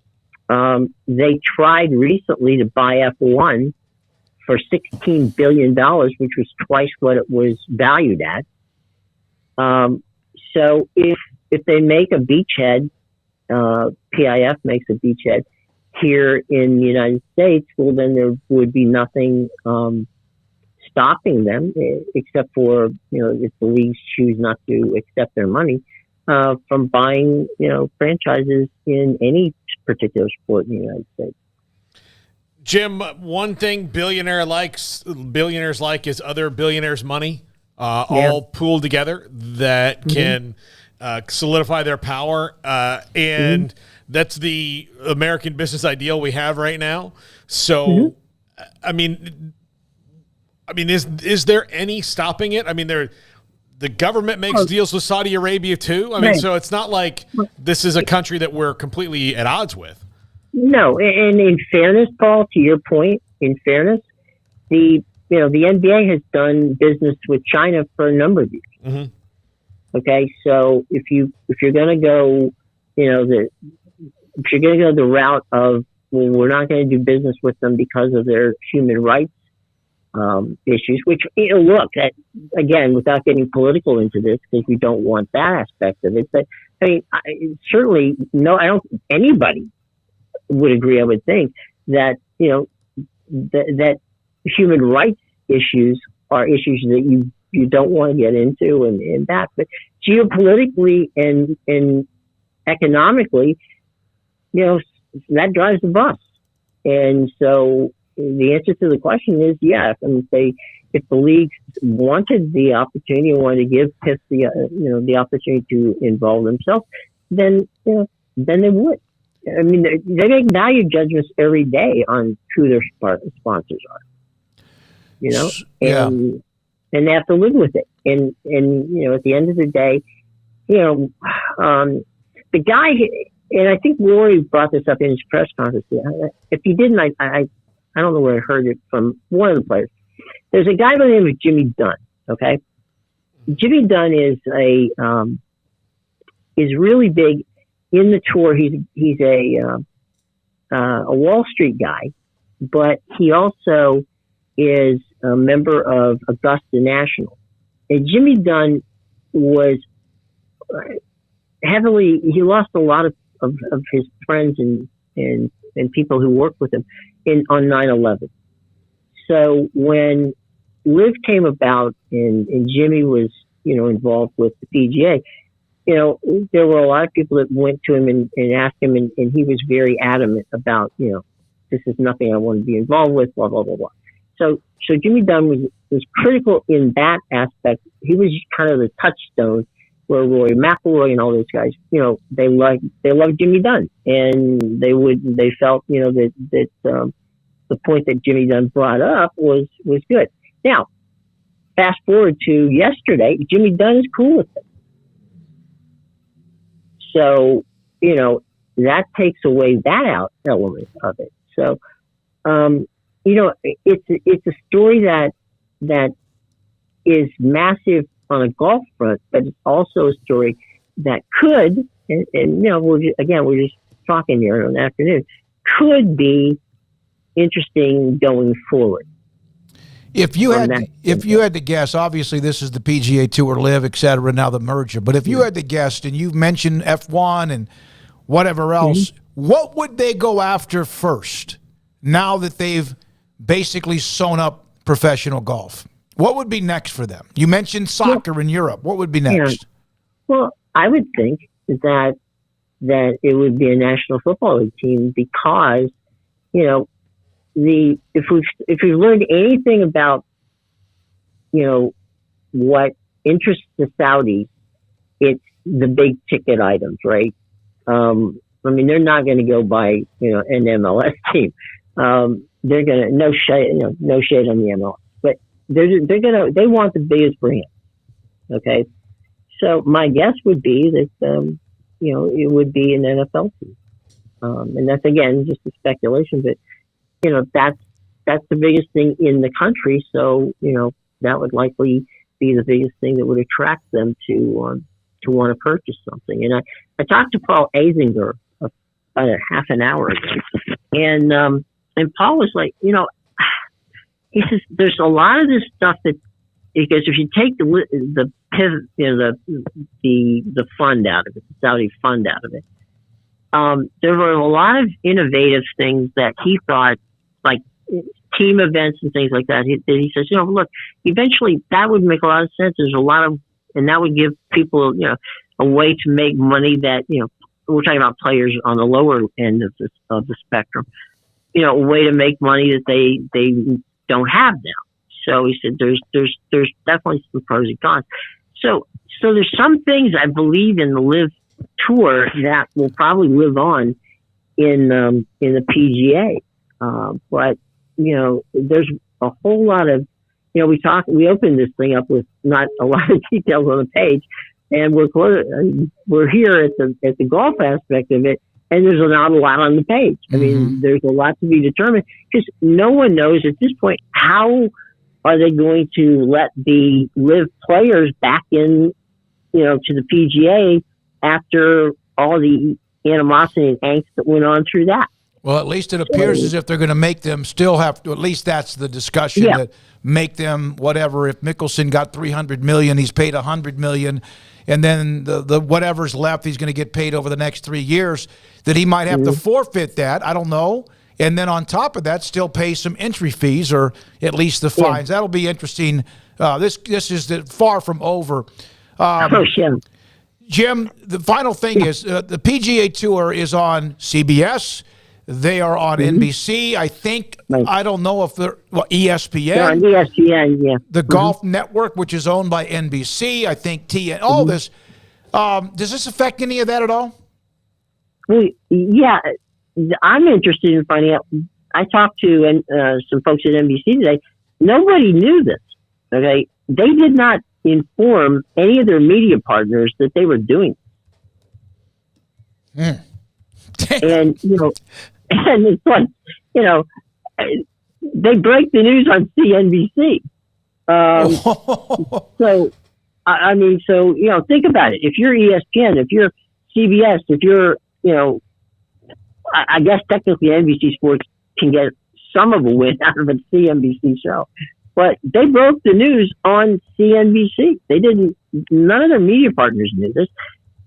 Rory McIlroy said that he had his, he got a text from Jimmy Dunn saying, it wasn't even from Monahan. It was from Jimmy Dunn saying, "Can I call you in the morning? There's something we have to talk about." Wow, man! And you think the Canadian Open, where he's getting ready to play. He's the defending champion. And this is like 2 years in a row at the Canadian Open. Yeah. The live thing's gone on. So, the poor folks at the Canadian Open are like, man, we can't buy a break. Jim, great stuff, man. Thank you. I'm not sure if you heard the interview we had with Jimmy Walker. I know you have a lot to listen to, but he was very, very upfront, very honest, very upset. And then again, also very honest at the end that had he been offered money with his game struggling, then who knows? But he wasn't one of those they were targeting. But thank you so much for your time and feedback and what you also help bring to the show when you're on with us and even when you're not. Thank you. Well, it's always a pleasure, guys. Have a wonderful day, and I would sign a blank piece of paper for any of you. There you go. There we go. That's why Jim Williams, Forbes columnist, with us. And then also, of course, former media consultant who's been in the business for a long, long time. Yeah, while he's talking, Robert Robbins is talking to reporters. I don't know if you want to get into it right now. Yeah, go ahead. In a minute. Yeah, because this stuff is interesting, especially given the fact that the news this morning was supposed to be this beacon of hope, and I think that he shot it all right down. He didn't get the memo, like Jim said. If today was supposed to be hey, let's put something out there, and it'll be all positive, and we could all use that, and let's get a nice fresh. Get some nice fresh air in this whole thing and, just change the narrative a little bit. But, Robert Robbins is he's on an island by himself because he's just shooting holes through all the positivity. Although, what are the quotes? Anything else besides what we mentioned? Yeah, plenty of it. On the TV deal, we're not going to get a Big Ten deal. We're not going to get an SEC deal. But if we finish third in this sweepstakes, I've never thought that winning the bronze medal was a great aspirational goal. But if we win a bronze medal, I think we'd all declare victory, which, is not a surprise. But, there's still that hope that's out there at least. I'm not anxious when asked about the Pac-12 TV deal. I know it's important. I have full confidence we're going to be where we need to be. He's cautiously optimistic. We'll be there when we get there. I really think it's going to be soon. He also went on to say, everybody remembers the line from Jerry Maguire, show me the money. So that's, again, we can say all we want to about all these various other things, but the bottom line is this all matters. The only thing that matters, it all revolves around the TV deal and the money that's in that TV deal.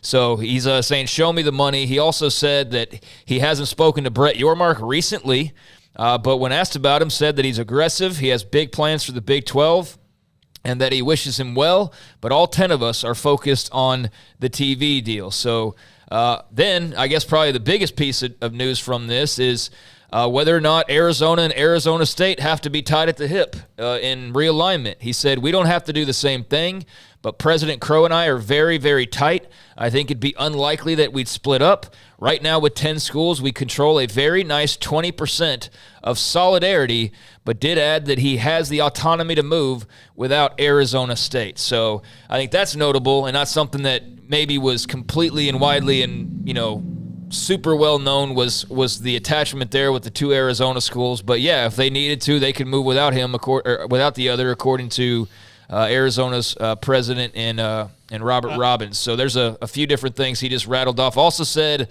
a Big 12 ACC Pac-12 merger was never seriously discussed, but that would have been cool. But it was complicated. He says a Pac-12 ACC scheduling alliance remains in discussion. So scheduling alliance, not an alliance, and we know how that worked the first time, the alliance. So yeah, I'm all for the scheduling alliances, and look, they work great in basketball. Like when you have these, like I don't know why they wouldn't be even better in football, where you could every year, have 10 teams from the Pac play 10 teams from the ACC in home and homes, and then rotate through. I think they'd be great. I mean, especially when you're talking about where the non-conference game is going to come from. If everybody's in this league, well, there's you go. There's where your non-conference. Everybody plays one from the other. You rotate, and that's as simple as it gets. He also said, my prediction is we are all going to stay together. There's 10 of us right now. I'm hopeful the deal is going to be good enough to keep us together. I think that's the best thing for our students and alumni. That's what we're hoping for. Now, that's he said that previously. I feel like that's not really breaking news. Right. That's what they wanted. But I don't know. He's rattling off. He's talking today. He's talking today and touching on, the hopes that are still the hopes from, a few weeks ago. But Does think they're drawing closer. Granted, if you want to shoot holes through that, he's said that before.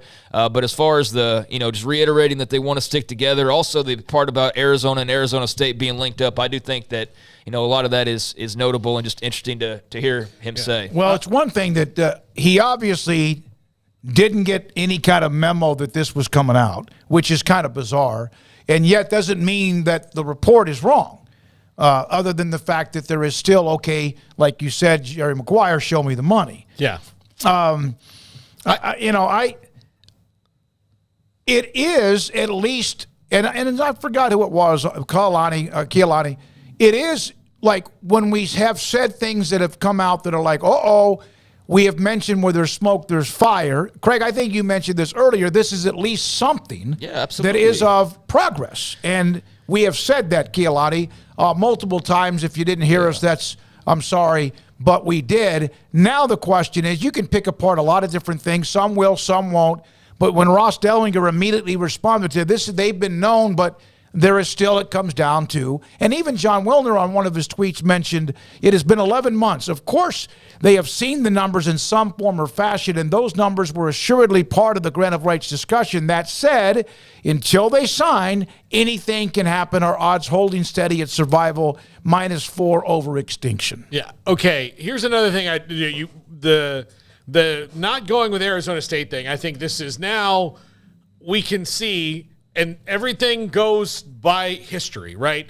So, yes, in 1994, when the decision was made about the Big 12, the governor and the lieutenant governor of Texas threw their weight around and got involved. But when Texas A&M left to go to the SEC, that now decade-long, more than that, almost 20 years of precedent was thrown out the window. Mostly, in part because the governor of Texas at the time, Rick Perry, was an alum of Texas A&M and was damn sure not going to stand in their way of making more money. Also, in the time of 1994 to 2011 or 2013, whenever that was, to 2011 to now, the economics of college athletics has changed immensely. It's almost 180 degrees different than it was at that time. So no one's going to stand in the way. And so this idea of whenever we thought Cal's going to make UCLA stay. No, Cal's going to make UCLA pay them a fee. Arizona and Arizona State, you heard it from him. They're not tied at the hip. Nobody's going to be tied at the hip anymore. That's not how it works. The economics have changed. Rivalries and packs or whatever, they really mean nothing. The only thing we've seen this with LIV and the PGA Tour, and we've seen this with college realignment. It is about the Benjamins. They mean nothing for the businesses. Yeah. They mean nothing business-wise. I mean, but then again, they do. I mean, why are you going to try and get all the premier matchups and form super leagues and all of that if it's not about the rivalries and all of that? I mean, I do think there is something to it. It's just that not every rivalry matters the same. Not all are equal. And yeah, in the case of college athletics right now, geography doesn't exist. And, the other sports, it doesn't really matter what their problems are going to be. It's about football money and basketball money. But so, yeah, it all comes back to the Benjamins. But I think that's from the people making the money. For the people like us, for the people who are listening, the people who go to the games, spend their hard-earned money. It's about the money. They're spending money to enjoy this product and enjoy players that are going to the school that they went to or the school they grew up rooting for and all that. It's still very personal in a lot of ways, but it is becoming so much about the business side of it that, yeah, you get lost and think that that's just all it's about. But, yeah, that's what it's all about for those people who stand to make some money.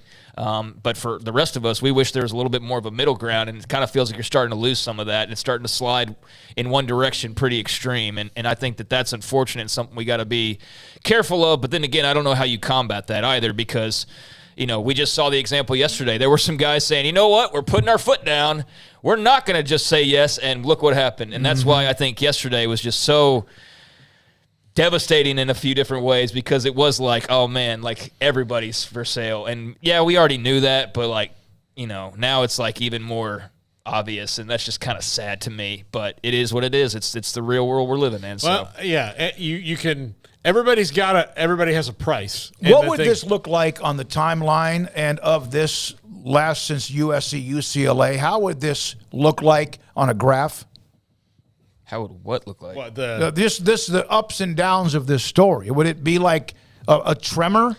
Would it be earthquake? Well, yeah. Would it be just completely like this? Would it be just like this? Because that's kind of it depends on just us Twitter covering feed. the story. That's how I feel I think about this story. When you think you're up, if you're a fan of whoever, you're down. The next day you're up. The next week you're down, and it's really like Bob Thompson said. He's never seen so much interest in his life of being involved in the media. Yeah, I think that's because there's a lot of people that are, being well served off of it. I think we've been told, multiple times of like, why are you like I just talking about with the golf thing? Well, realignment's the eyeballs like, well, we want to talk about something else sometimes. Like, we're not, it's like if we like look, if we were worried about numbers all the time, well, guess what? SEC.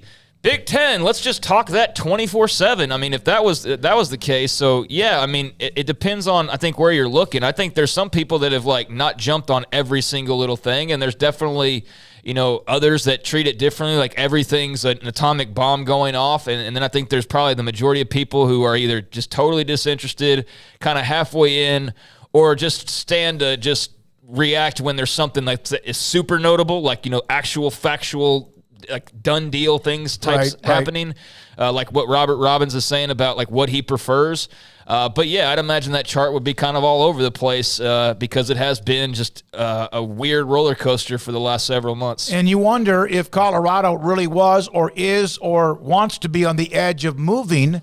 Does that change or not? One quick note from Thamel on the interview with Robbins. Craig's giving all the quotes, and we'll have Micah Fugit next.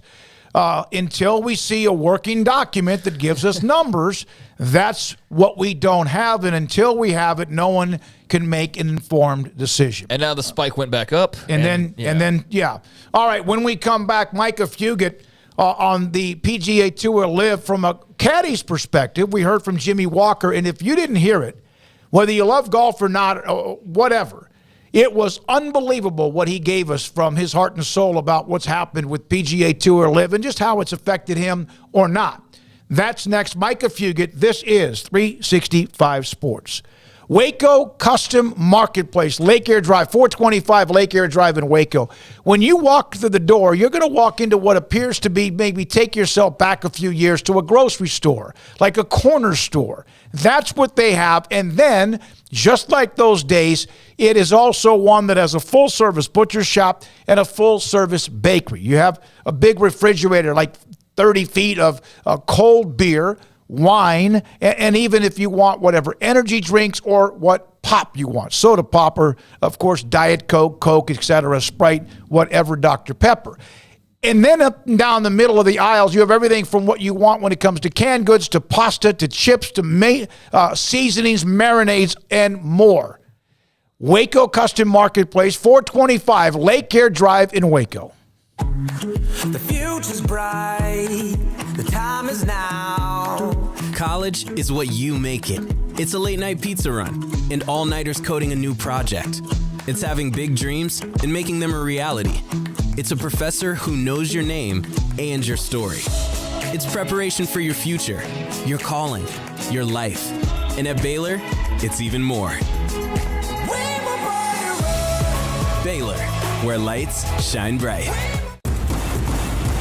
Petty Clinic Men's Healthcare in Woodway is now proud to offer you men an exceptional weight management body sculpting product called semaglutide, also known as Ozempic or Wegovy. Semaglutide is an FDA-approved weight management medication. Once-a-week injections of this powerful medication offers an average body fat weight loss of 20% within the first year of treatment. In addition to body sculpting, semaglutide also normalizes blood sugars and has the clinical research proof of reducing blood pressure, cholesterol, stroke, and heart attack risk. If you're like most men and you have stubborn fat that will just not respond to typical diets and exercise, then help is finally here. Semaglutide, affordable, highly effective. Google search Petty Clinic Waco and reach out to the Petty Clinic team today for a free consultation with Dr. Petty to see if semaglutide is right for you. Go to pettycliniclowt.com. Established in 2007 and independently owned, Alliance Bank Central Texas is committed to helping families and businesses meet their financial goals. From their tellers to their board of directors, they know the importance of superior service and competitive products. Customers have confidence knowing that their financial needs are in good hands. It's your bank, Alliance Bank Central Texas, with 2 Waco locations, 4721 Bosque Boulevard and 191 Archway Drive on Highway 84, and at AllianceBankTexas.com. Member FDIC and equal housing lender. Boots add protection. Good boots help you climb better and move forward faster. And when your son or daughter steps into the boots of a U.S. Army officer, they also learn how to lead. In these boots, they'll gain more confidence with expert training in one of more than 150 occupational specialties. In these boots, they'll stand a little taller and lead a team with diverse backgrounds and areas of expertise to successfully accomplish whatever challenge comes next. In these boots, they'll earn respect with valuable experience from day one that will give them solid footing for success into the future. Highly qualified candidates who earn a spot on our team can receive comprehensive health care coverage, college tuition assistance, and a bonus of up to $40,000. See all the things your son or daughter can achieve in our boots at GoArmy.com. U.S. Army Waco Recruiting Company, 254-598-8131 or 254-776-1543.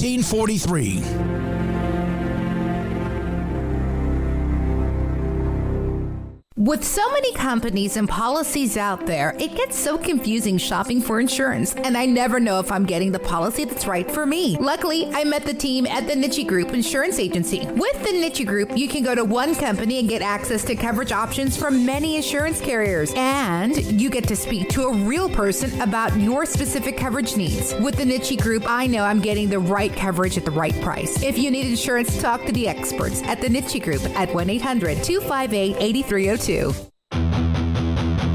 This is 365 Sports, powered by Sikkim365.com. The 4 o'clock hour is sponsored by Boozer's Jewelers, the wedding ring store, specializing in custom jewelry and repair, all in-house. Now here's David Smoak, Paul Catalina, and Craig Smoak. It's been on the show. We've been on the air, 3 hours yesterday. I came back from Florida, and then an hour and a half today, and Paxton finally said, are you bleeding? First of all, no one has a larger forehead. That's just part of the family, the Smoak tradition. But yeah, I got a gash on my forehead. That is not blood, but just the part where I should have gotten some powder, some makeup. You know what this is a lesson? Don't cross me. No, I came back from vacation. We're joined by PGA Tour caddy, a good friend of the show, Micah Fugit, who also is the caddy for Billy Horschel. David Lingmerth before that, Billy Horschel back in the day. And I talked to Micah yesterday evening leaving the show. Micah, thank you. Jimmy Walker was with us earlier, and my God, what an unbelievable segment from him. Let me ask you this. As a guy who's a caddy, makes money off the tour, off of players, what was your thought when yesterday popped early on Tuesday morning? I was just as surprised as everybody else was.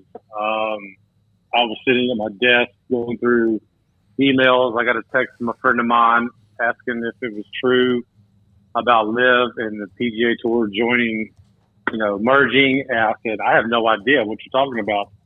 And then, not too long after that, I started getting alerts on my phone from different media sources, and also got some other texts from other friends, wanting to know what was going on. And I just think just to everybody, players, caddies, just the whole world was just pretty much in shock, especially after the stance Jay Monahan and the PGA Tour has had against LIV Golf. I really think and hope in the long run it's going to be good for everybody, which I think it will. But I just think everybody was just in total shock. Micah, the players are not unionized. The caddies are not unionized. Like, you guys have no say or protection, and to whatever level everybody should, you guys don't get to vote on any of these deals. You just wake up in the morning and it is. Do you see, now that this has happened, maybe moving more towards that, even though it's it's always been kind of knocked down in the past.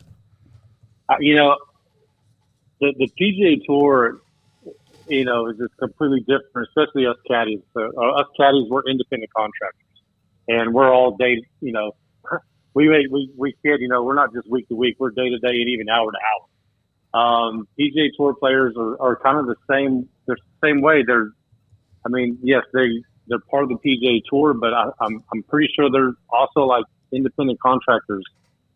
So I don't. They're not guaranteed contracts like other sports and whatnot. So I think there is a way possibly that they could move forward with trying to, unionize, but I just think it's more difficult in the world of golf. Micah, I thought that when I read a little bit about LIV back when it opened a year ago, that they also, and I was going to contact you about this and I didn't, but they also were taking care of the caddies' travel, hotel accommodations, amenities, etc. Is that something, I know there's some money for you when you got to go. For example, if you're headed to Tulsa or Memorial Tournament in Ohio, you get some of that, but do you know from other caddies that maybe were on LIV, did they get even more than that? Oh, yeah. I know last year, the first year of LIV, everything was paid for 100%. I heard stories from players, caddies, they, even from their house to the airport, as far as getting to the tournament, flight, food, hotel, everything, completely 100% paid for. This year, from what I've heard, is a little different. It's up to the teams to take care of the caddies. So, if you're a caddy, you want to be one of those good teams that's going to take care of the caddies. Now, I don't, I've heard different stories of, how it is, for different, the different teams. The PGA Tour, we get a weekly salary. Some guys are, have a yearly salary, but we are 100% it's on our tab. We have to pay for, our rental cars, airfare, hotels, and whatnot. How much would you mind if they took care of you and your expenses, not just the player, but if there was some money that also came in that was part of the caddies, would that not just, my goodness, how good would that be? Oh, for them to fit the bill for us for traveling would be amazing. That would be huge, and even for the players for that part. The players they have to. They're the same way. They have to pay for everything. Every event they go to, they're 100% out of pocket for their expenses. Micah Fugit, PGA Tour caddy, with us on 365 Sports. How do you think it will go? Bringing the LIV guys back in? I think it'll be fine. I wasn't at the Masters this year, which was the first event, I guess, with the LIV guys this year. I was at the PGA Championship. I ran into Brooks Koepka, Harold Varner, a couple of the guys I really like well. Say hello to them. It was good to see those guys.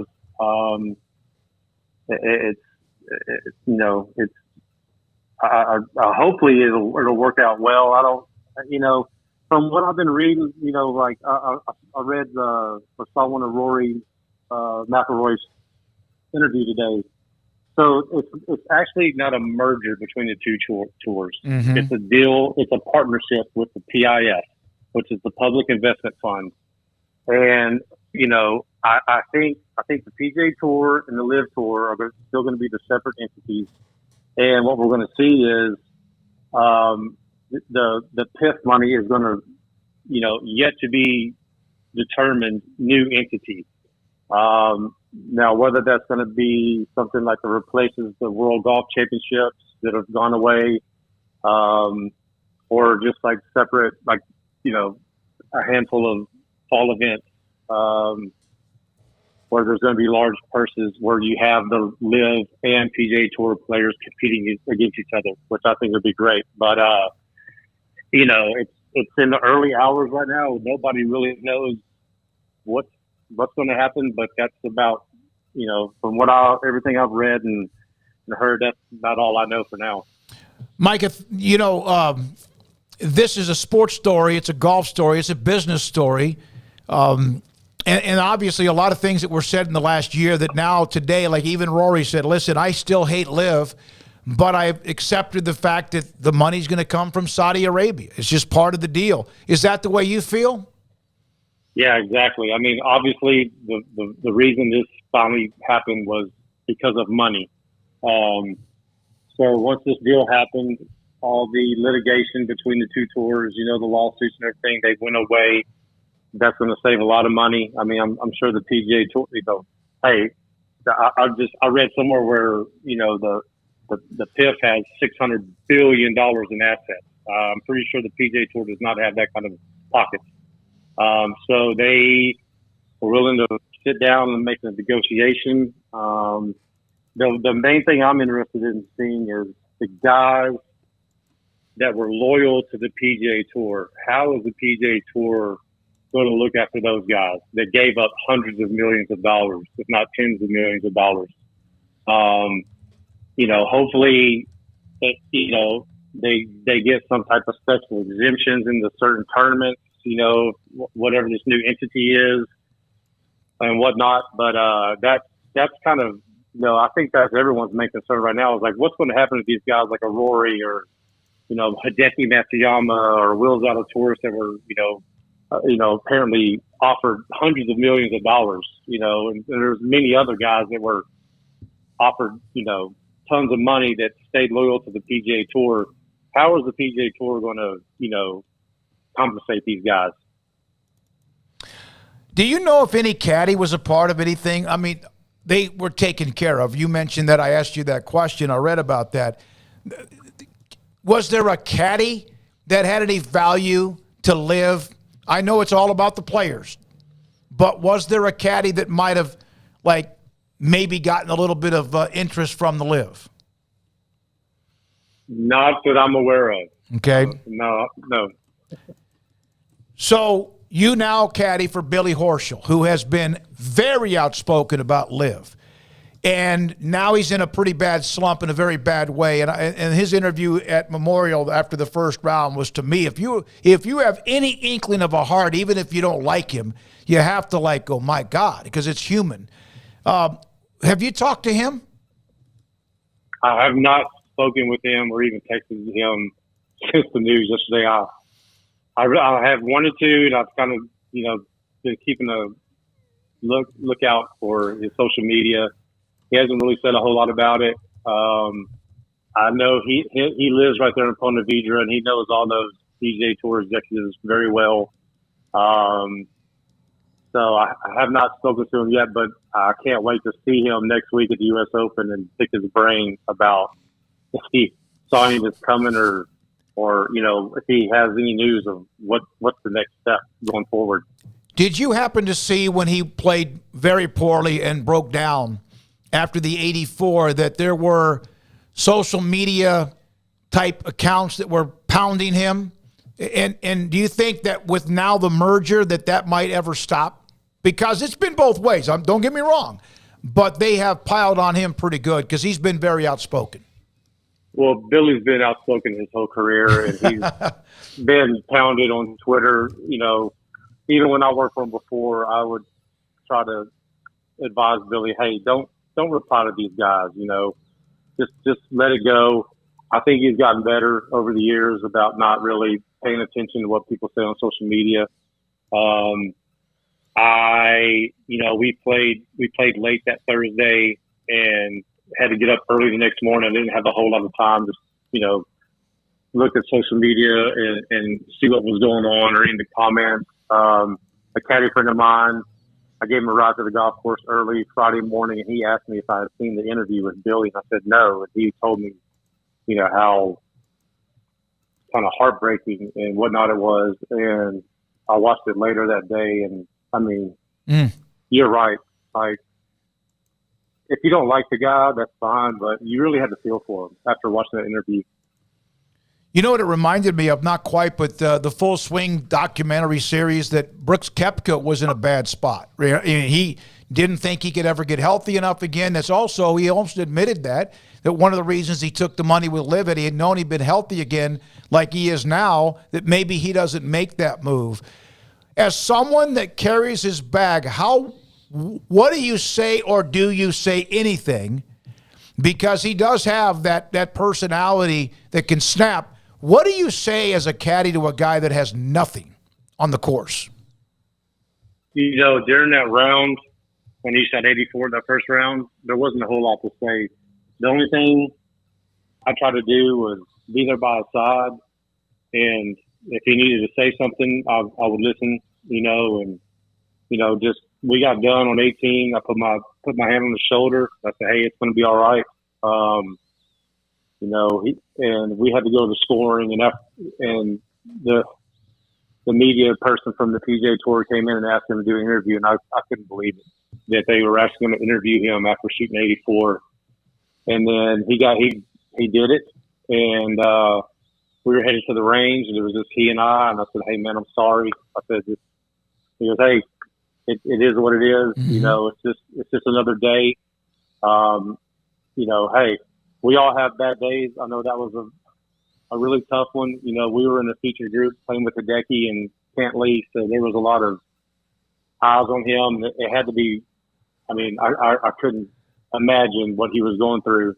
But the only thing I could do was I didn't really say a whole lot. I just wanted to be there by him, and if he did. We had a couple conversations out there, short, but I was just out there just trying to be a friend, because I couldn't imagine what he was going through. He won the Players' Championship. That was a nice payday for you, and, of course, that's a massive payday. But then you guys split up. You started caddying for various people, David Lingmerth most recently. How did you get back together? Because I know, he's, again, can be kind of surly, et cetera, whatever. What was that like, if you don't mind sharing that with me? Yeah, we our last tournament together was the Phoenix Open in 2017. He said that he needed to make a change, and I said, hey, no problem, I get it. So over the last 6+ years, we've remained friends. Anytime I see him, hello, very cordial. I've always, one thing about this business on the PGA Tour, being a caddy, you can't burn any bridges. It is what it is. I've been fired. I've had to fire players. So I've been working for this. I was working for this, young Korean kid, S.H. Kim.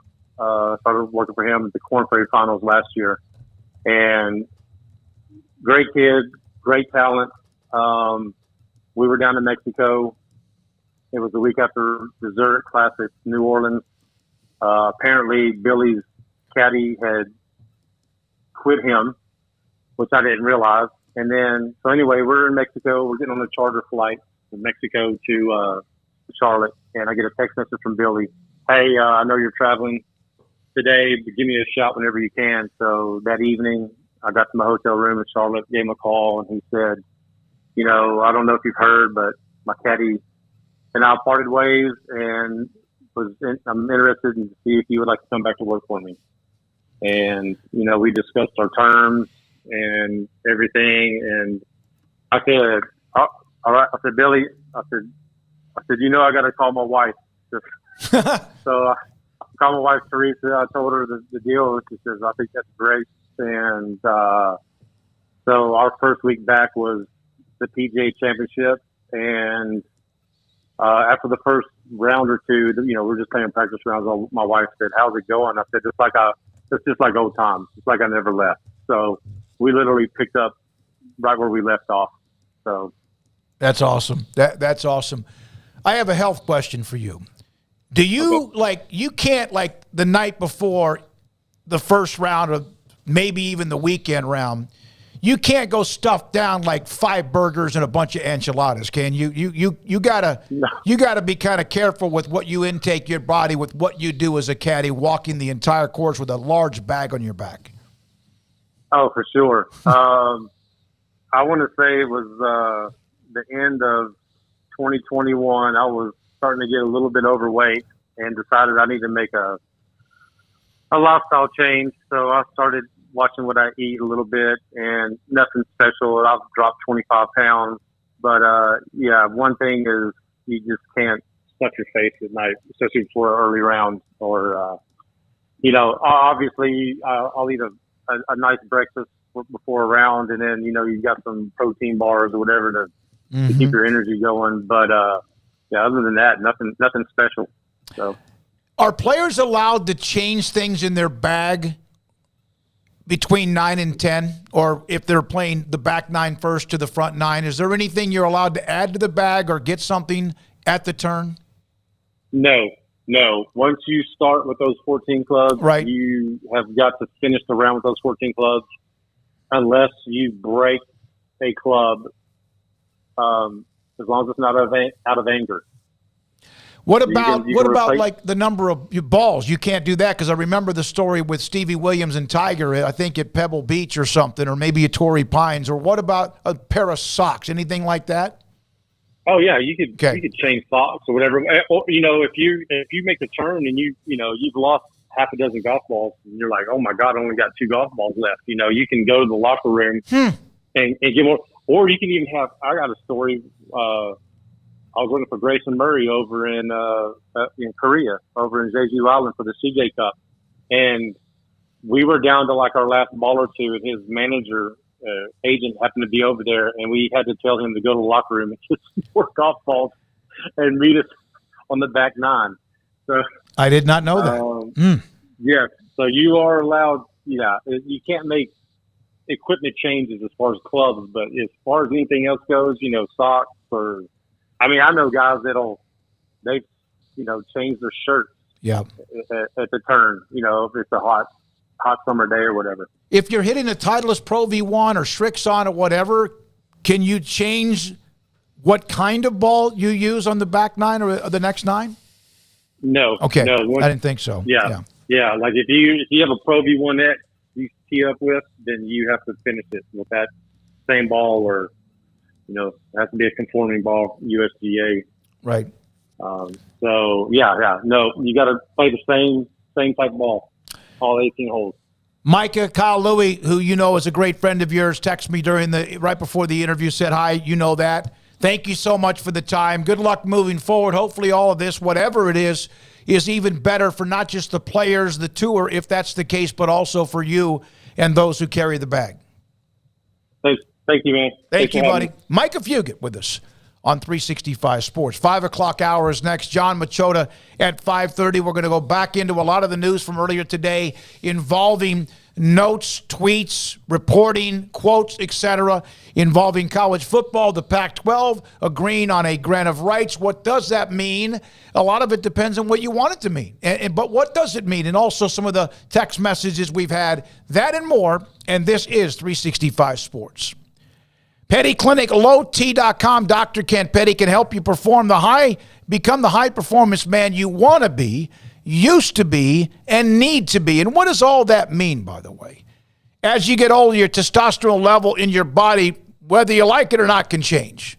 It's part of a lottery, right? Like some have high blood pressure, some have heart issues, and a lot of that might be also your lifestyle. But Petty Clinic Men's Healthcare in Woodway, proud to offer men an exceptional weight management body sculpting product called semaglutide, also known as Ozempic and also Wegovy. It's an FDA-approved weight management medication, a once-a-week injection with powerful medication offering the average body fat weight loss of 20% within the first year of treatment. In addition to body sculpting, semaglutide also normalizes blood sugars and has clinical research proof of reducing stroke and heart attack, high blood pressure, and more. If you're like most men and you have that stubborn fat that will not respond to whatever you do, even if you're active and you also exercise and you have a pretty good diet, maybe that can help you out. Semaglutide, affordable, highly effective, and don't forget testosterone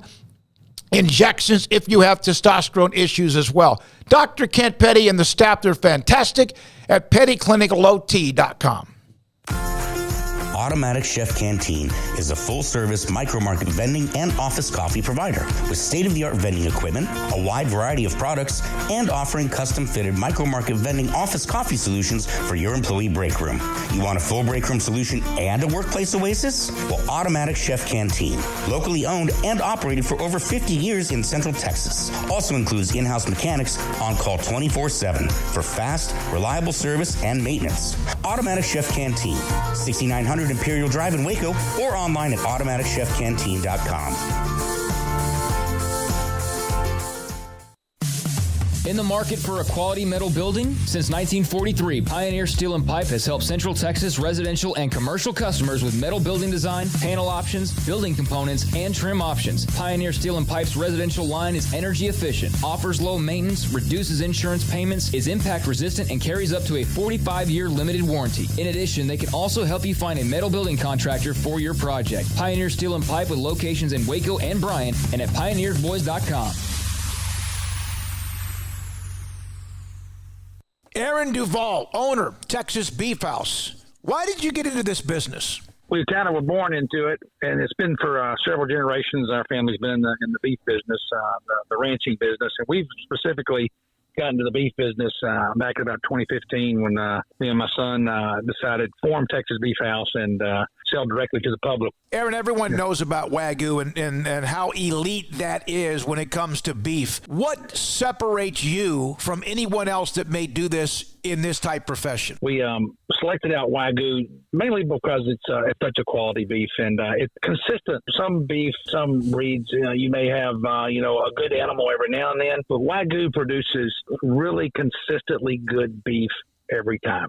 Where is the best beef in Texas? Your house. When you order from Texas Beef House, unleash the flavor of Texas raised Wagyu. From our pasture to your plate, TexasBeefHouse.com.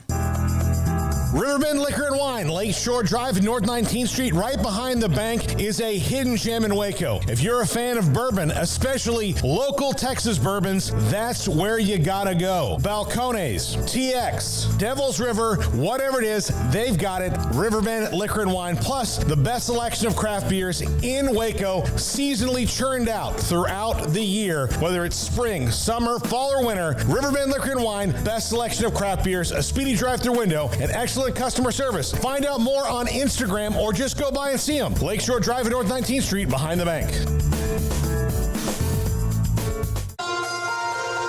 Waco Regional Tennis and Fitness on Lakeshore Drive is premier, elite, life-changing experience where you can change your mind, body, and soul. Waco Regional Tennis and Fitness offers over 40 group exercise classes each week, including boot camp, indoor cycling, and more. If you haven't been there in quite some time, you're missing out on the improvements for our members. New flooring in the weight room and locker rooms, new paint and mirrors added in the weight room and group exercise room, with more new machines arriving over the next few months. New free weights, weight machines, TRX, rowing machines, stationary bikes, new treadmills, new elliptical machines on spacious weight room floor. Personal training with Christy London, Randall Corley, and Alex Botch, where you will be encouraged and motivated to grow. There's sauna, whirlpool, tanning bed, and kids club. The amenities are great. 16 tennis courts plus an 1,100-seat stadium court, 8 pickleball courts, youth and adult tennis and pickleball lessons. Visit our website, wacotennis.com, or visit Waco Regional Tennis and Fitness on Lakeshore Drive in Waco.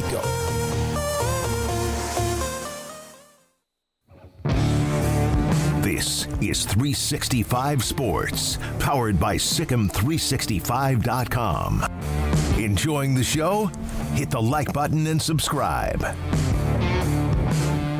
I just went over to SicEm365.com, the forum section, the premium section. There is a thread about realignment that is like 10 billion posts and pages long. It's fun to keep up with it. And what I'll do is I won't be on it for a while, then all of a sudden get on it, and I'll have already missed like 19 pages from the day before. And, of course, with today, some pretty interesting news that we've tried to give you from the time we came on today at 3 o'clock. And here, let's kind of summarize this again.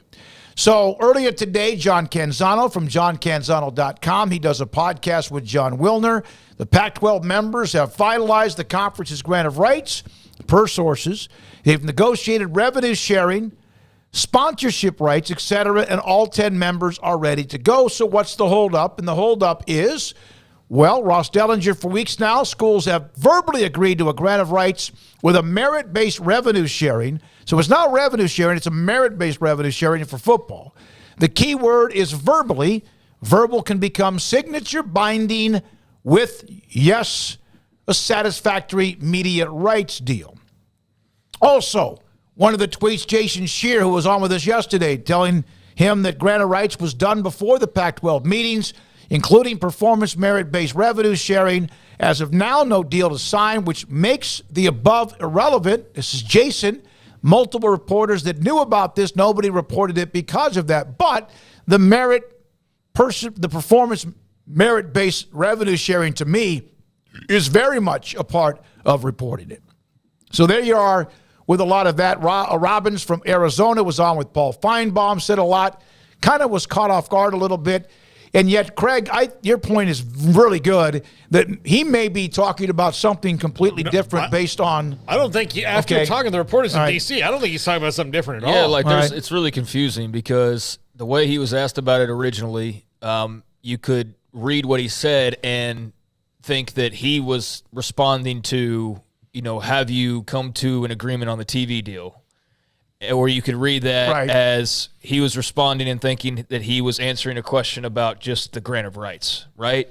So depending on what he actually thought he was responding to, that's notable, because if he's unaware of a TV deal, well then, okay, that makes obvious perfect sense because there's not one right now in place.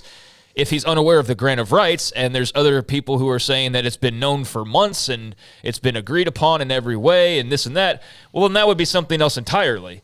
So there's no way he couldn't be aware of an agreement on the grant of rights, which made it all very confusing. And it seemed like that had to have been the case, that he was just mistaken about the direction of the question.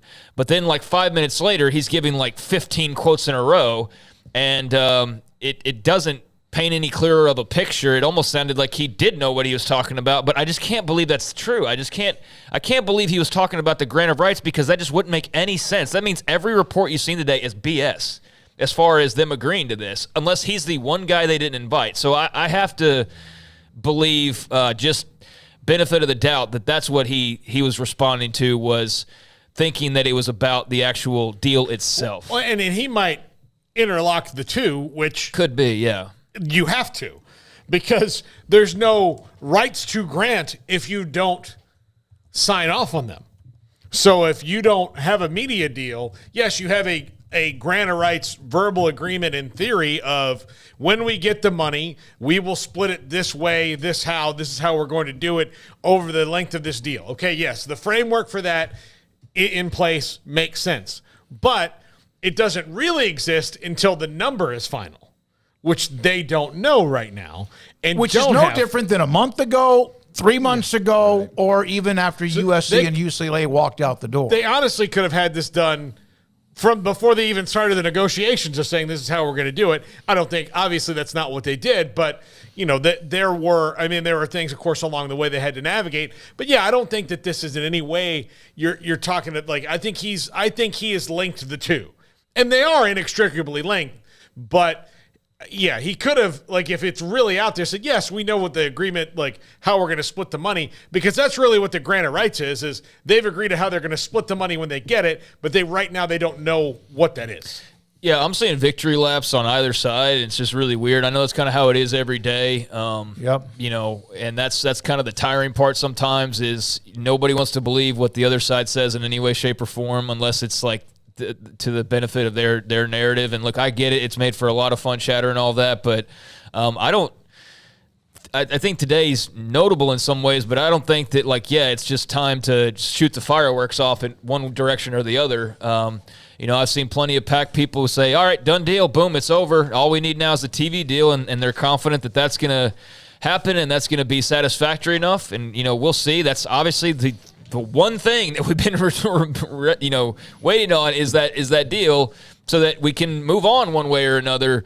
And then, on the Big 12 side of things, or the anti-PAC, or, whoever is interested, that's like an ACC fan, whoever, is interested in the PAC maybe losing members, they look at it and say, well, look at Robert Robbins quotes, and what does that what is that all supposed to mean? And then, well, wait, you've agreed, but there's still no TV, and so I don't think anything's been, cemented today, but I will say that, not trying to play favorites, I think that if you're a Pac-12 fan, that you at least, I don't know that I would go like, we did it and like we're good and it's all over and all of that, but I would feel good at least, temporarily about the fact that behind the scenes, it seems like everybody's on the same page. Although I think that's kind of been, if you really think about it to what Robin said about, we'll see what the money looks like. That's the entire effing story. Yeah. That's the entire story. It has been this entire time. So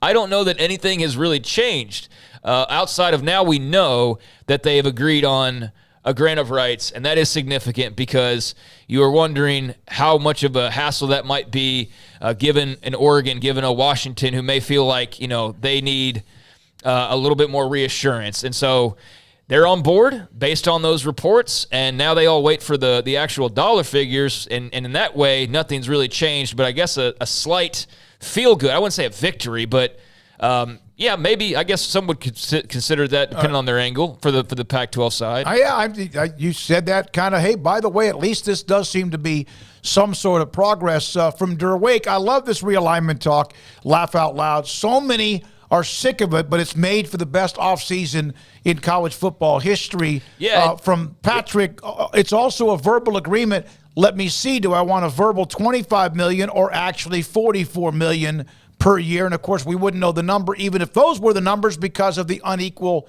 based on performance in football. Yeah, I love it, too. I think it's super interesting. I do think there's been more to it than some people give credit for, in terms of some of the talk behind the scenes. I've seen there was absolutely zero chance. Go blank. You're like, that's bull. That's bull, absolutely zero chance. I'm sorry, but that's not accurate either, no matter how strongly or how many times you want to repeat it.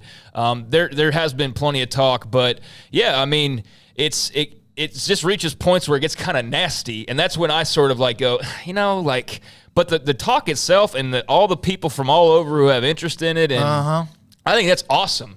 I start to like go, ugh, a little bit when it gets to this level of like, personally insulting and doing those types of things. It can get a little bit weird or a little bit out of line depending on where you're looking. And that's just, I think, sports, though, in general as well. Like, if you looked at any debates about sports, it can typically head in that direction. And college fans are super passionate. So it's made for, like he said, a very weird but super interesting and sometimes fascinating few months of conversation. Our growth with this show, which started at April 2020, and we slowly, methodically brought in great guests, and we slowly but surely people started to realize what we were doing, which is what we've kind of done before, but then we started to get even more involved with college football than Texas OU, USC, UCLA. The growth of this show, hopefully, is because you are entertained, you enjoy what we at least covered. Doesn't mean you agree with any of us, but the college football realignment has allowed us to explode from coast to coast. When the Big 12 had their deal, like, then UCF fans or Cincinnati fans, and Salt Lake City is one of our highest rated markets in the country, like big time. And so that is what you're here for. But my goodness, it's nice to have something else differently to discuss, and like trying to help cover the story with PGA Tour and LIV. That's the one that's on the front page of ESPN. That's the one that's going in the sports history books, not the last few months, unless the end result is this school, that school, all making changes. That'll be a footnote. That'll be a sliver of a realignment page or two in the encyclopedia of college football or whatever. The LIV thing with the PGA is like number one story in the entire year of the world of sports. I mean, that's how large that is. So, yeah, it's nice to dip into some of that. Well, and one of the things about Texas OU bolting, that was that year, and USC, UCLA, that was last year.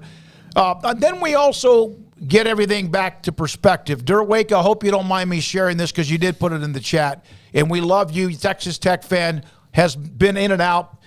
My 3-year-old's leukemia treatments have been going well. We are coming to a transition period, and the United States Air Force allowing me to move to San Antonio. I'm going to drop you guys off a gift this summer at the studio. Derwake, you don't have to do that. We appreciate it. I don't know if you're going to Randolph or where, but that's awesome that the Air Force is helping with that. San Antonio is one of the great clumps of military bases anywhere in the world. So, Derwake, we think about you and your son and also the family. Thank you so much for that information. And then, Paul, there was this one. Brett McMurphy on the Big Ten when it comes to their preferences of whatever. Their preferences is how much more money can we make on top of already how much money, if in fact anything was to ever open up with the ACC or whoever else. A source told Brett McMurphy maybe the AAU status that we hear so much about is a preference, but solid academics are measured a variety of ways. The Big Ten have 16 members now, including USC and UCLA, all except Nebraska are AAU, and they were, and then lost it because I think it's the Nebraska something with the medical school on the distance weird. From the campus. But, all right, Notre Dame and Miami recently gained AAU status. Other candidates, Oregon, Washington, Cal, Stanford, North Carolina, Virginia, also AAU. That's not a surprise. But non-AAU candidates are Florida State and Clemson. That's when, well, it's a preference, but because of who Florida State and Clemson also are with the eyeballs and athletically. Now, it's worth noting that Florida State's president did just give a press conference a month or so ago and said that it's time, like they're tier one, like they've been moving towards trying to get in the AAU for a few years now. So they are now in that we're about to apply process, which again, it's not like you know, Baylor was not R1 or whatever it is, and I get them mixed up, and then they have now been added. Yeah. They have now joined that in the last couple of years. Yeah, so FSU is trying to get AAU status, which I don't really think has anything to do with conference realignment, because that would be. I mean, obviously it could help them if they want to go to the Big Ten one day, but I think that's just more about them taking the next step as a university where they had. For a while, they'd been stalled. And you know what, Paul? Your degree is not going to be as valuable now as the ones that come after. I don't think it is anyway. No. But, yeah, no, I think that, it's just they were kind of stalled for a while. You know, right as I was getting out of school, they were trying to, like, improve or build on their medical school, and then, like, something weird happened with the law school. And so, like, all these things kind of happened at once for them. And then, you know, a retiring president, incoming president, they've kind of gone through a couple since then. So it's different. Hugh Cat, by the way, Houston Cat from the chat room. I'm here for the interviews. Walker today, Endeavor last week. You guys get really good and relevant guests. The discussion is good as well. Thank you so much for that. Chris, Washington and Oregon should be lobbying hard for a Big Ten invite, and there's different stories about the interest in either one or none of them, or both, that are also some great backstories.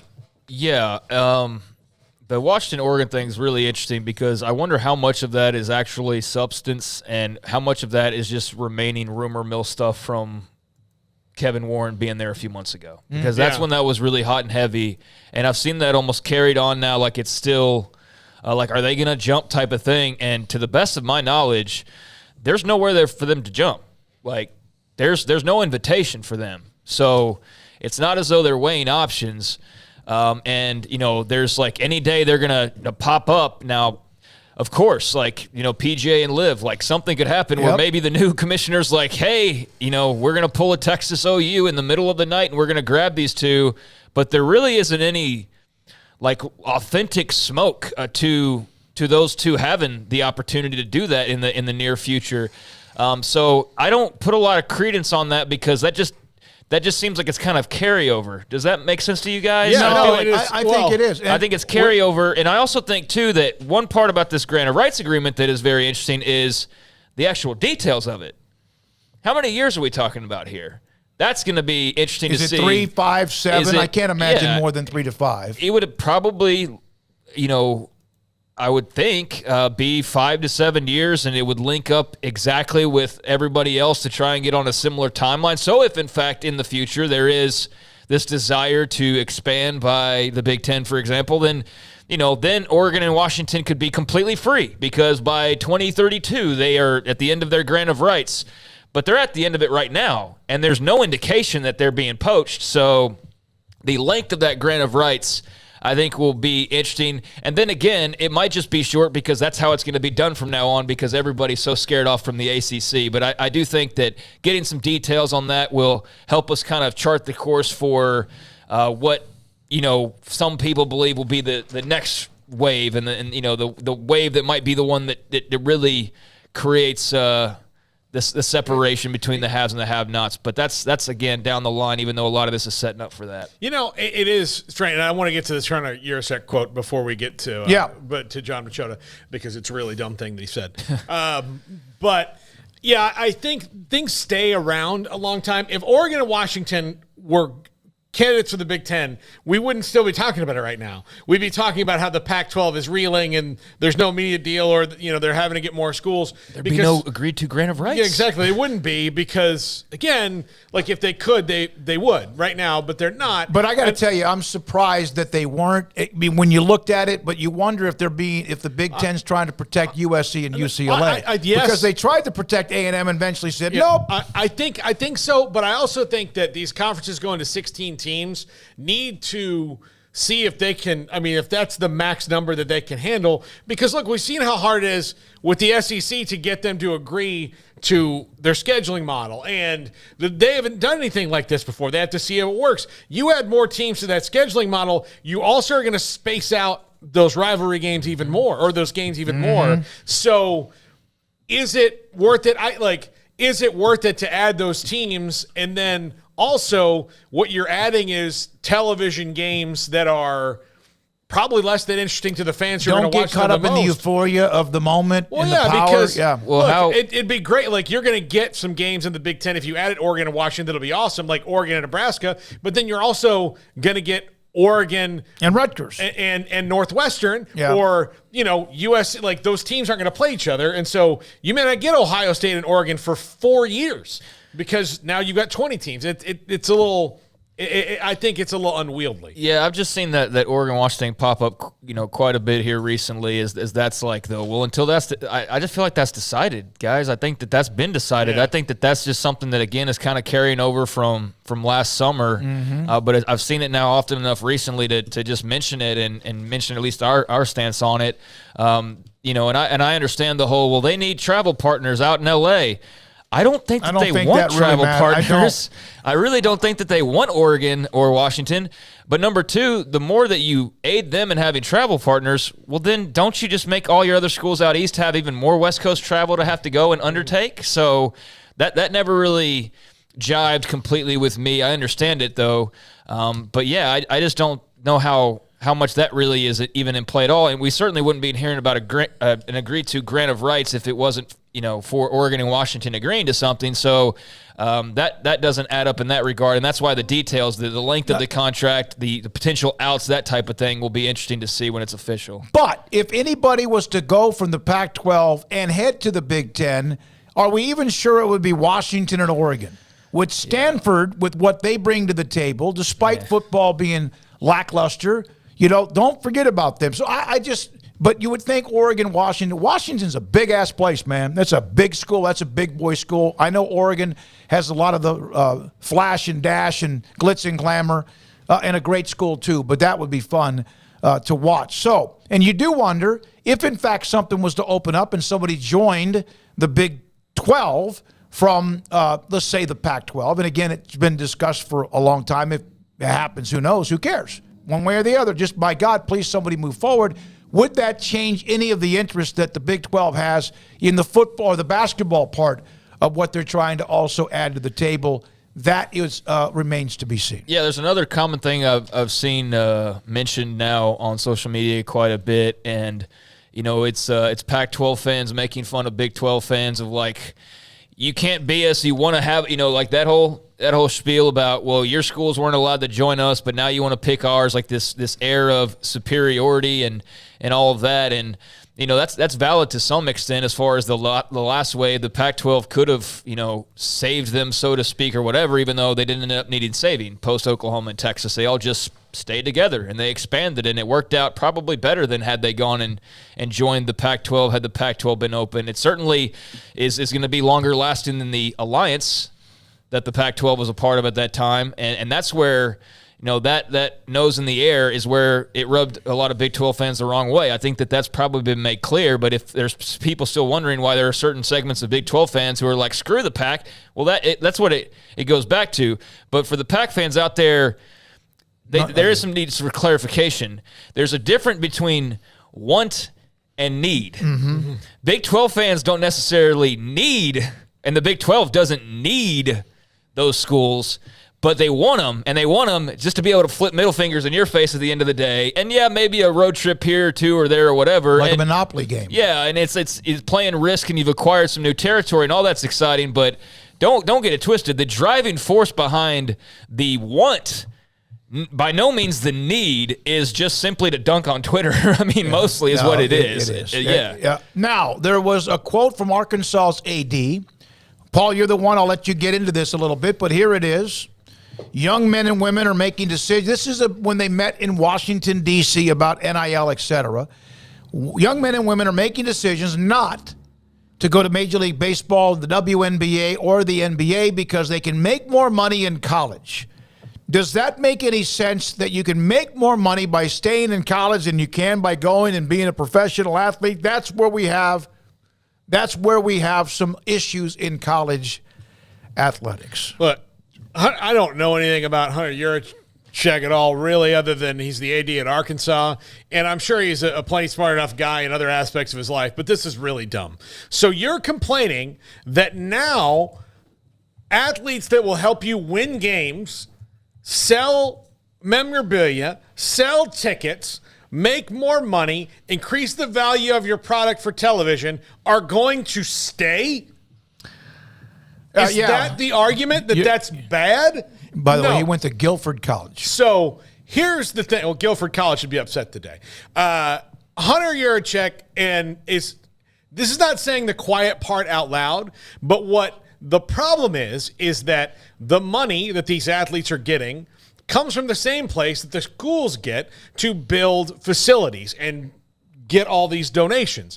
Because, the University of Arkansas only has a finite pool of people they can go to get money outside the state of Arkansas. So those same people who care, like, I'm just not going to randomly invest in KJ Jefferson NIL because I'm a fan at Oregon State and I have money. So it's not like they can just go sell that other places that this is. So the people who are giving this money, that means it comes out of the university pot. So what Hunter Yurachek is really saying is that money used to come to us and we don't like that, and we didn't have to share it. Yeah. It was all of ours, like the NCAA. Yeah, this is not in any way a bad thing. And also, it shouldn't be surprising to him that KJ Jefferson, who I'm using this example because he's the quarterback at Arkansas, would have more value in Fayetteville, Arkansas as as the starting quarterback of the Hogs in a promotional sense than he would as a third-string quarterback for the Saints. Yeah. So again, he can make a little bit more money. We've asked Mac this, Craig and Paul. We've asked him this before about the donors who will not do NIL. They're just like, they're not going to do it, put their foot down, they won't get involved. And yet some that will do that, but then stop spending money for facilities or whatever, and some are doing both. And it's kind of, but it is money that used to always go to the school, and now it's going to the school, but some of it, or a chunk of it, in some cases, going to the student-athlete because of NIL. Yeah, for a guy who's in the business of serving student-athletes, he don't want them to do better than they can currently do, which is really confusing. Yeah. If you're trying to do things for the betterment of the person that you claim to care about more than just the athlete, like we hear all these athletic directors say, and I believe a lot of them too, but you don't want that 18-year-old from Little Rock to get $1 million being a Razorback because he might not have a pro career? Yeah, a great point. I mean, you got to think about that. Not every single guy you're talking about or girl that you're talking about getting NIL is just going to the pros and making millions of dollars. Many more are not. Few of them are, and more of them are probably going to make as much money as they may ever make by being really good at track and field or volleyball at Arkansas for 3 to 4 years, as opposed to the next 30, 40 years of their lives when they're working as an executive at a restaurant, or they're, an Uber driver, or whatever it is that they may end up doing. Some of them might go off and be even more successful than athletes because they're smart and they, do good work and things like that. But yeah, so your argument is that we should limit this potential generational changing wealth for some people, and certainly in the present time, wealth changing for the better for some people.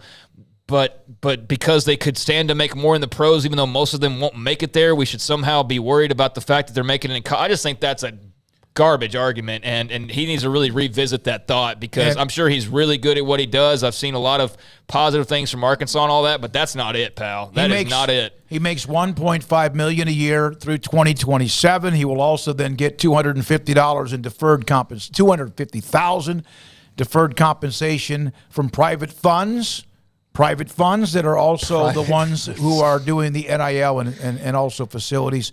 Earns currently $1.25 million per year. It's also ignorant of our current economic status in that, and I do think this is a generational thing, because I remember talking to my mom about some of this stuff, and she would say things like, well, this is how you get a job, and you do this and you do this. I'm like, yeah, Mom, but companies don't do there's not big companies out there loving to hire people and give them retirement and health insurance right now. They're trying to find every which way they can. That's if companies have health insurance. They're trying to find ways not to do those things anymore, because then the executives at the top get more money, because now you don't have to, give benefits.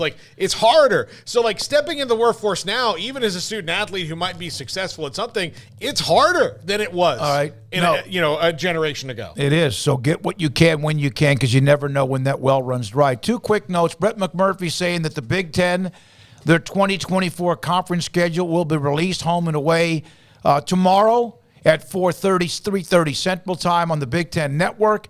And full swing, that Netflix series that was unbelievable, and a lot of it about LIV and PGA. They were actually filming a player who was about to make his PGA Tour debut. They were filming when all of this started to pop Tuesday morning, and that will be a part of the next series. I wanted to get that in if you are interested. Well, they hit the jackpot there. I mean, the only thing better would have been to be following around Rory or some bigger names. I think they're following around some one of the I read. I didn't catch the name, but is a first year on the tour player. Yeah, that's what I'm saying. He's making his debut this week in Canada. I skipped that in my head then, but yeah, I mean, so that's going to be really interesting to see that when it rolls around in the next few months. They did a really good job with the first iteration of it, and I think that can be a pretty wildly successful series probably for a while, especially given the state of golf now. But yeah, that's going to make season 2 or whatever it is that's upcoming. That's going to make it a must-watch for golf fans, and probably a lot of non-sports fans will even find it interesting as well, just given the circumstances. By the way, all of our segments that do focus in on Baylor, when we do earlier with Jimmy Walker, mainly on the PGA Tour LIV, but Baylor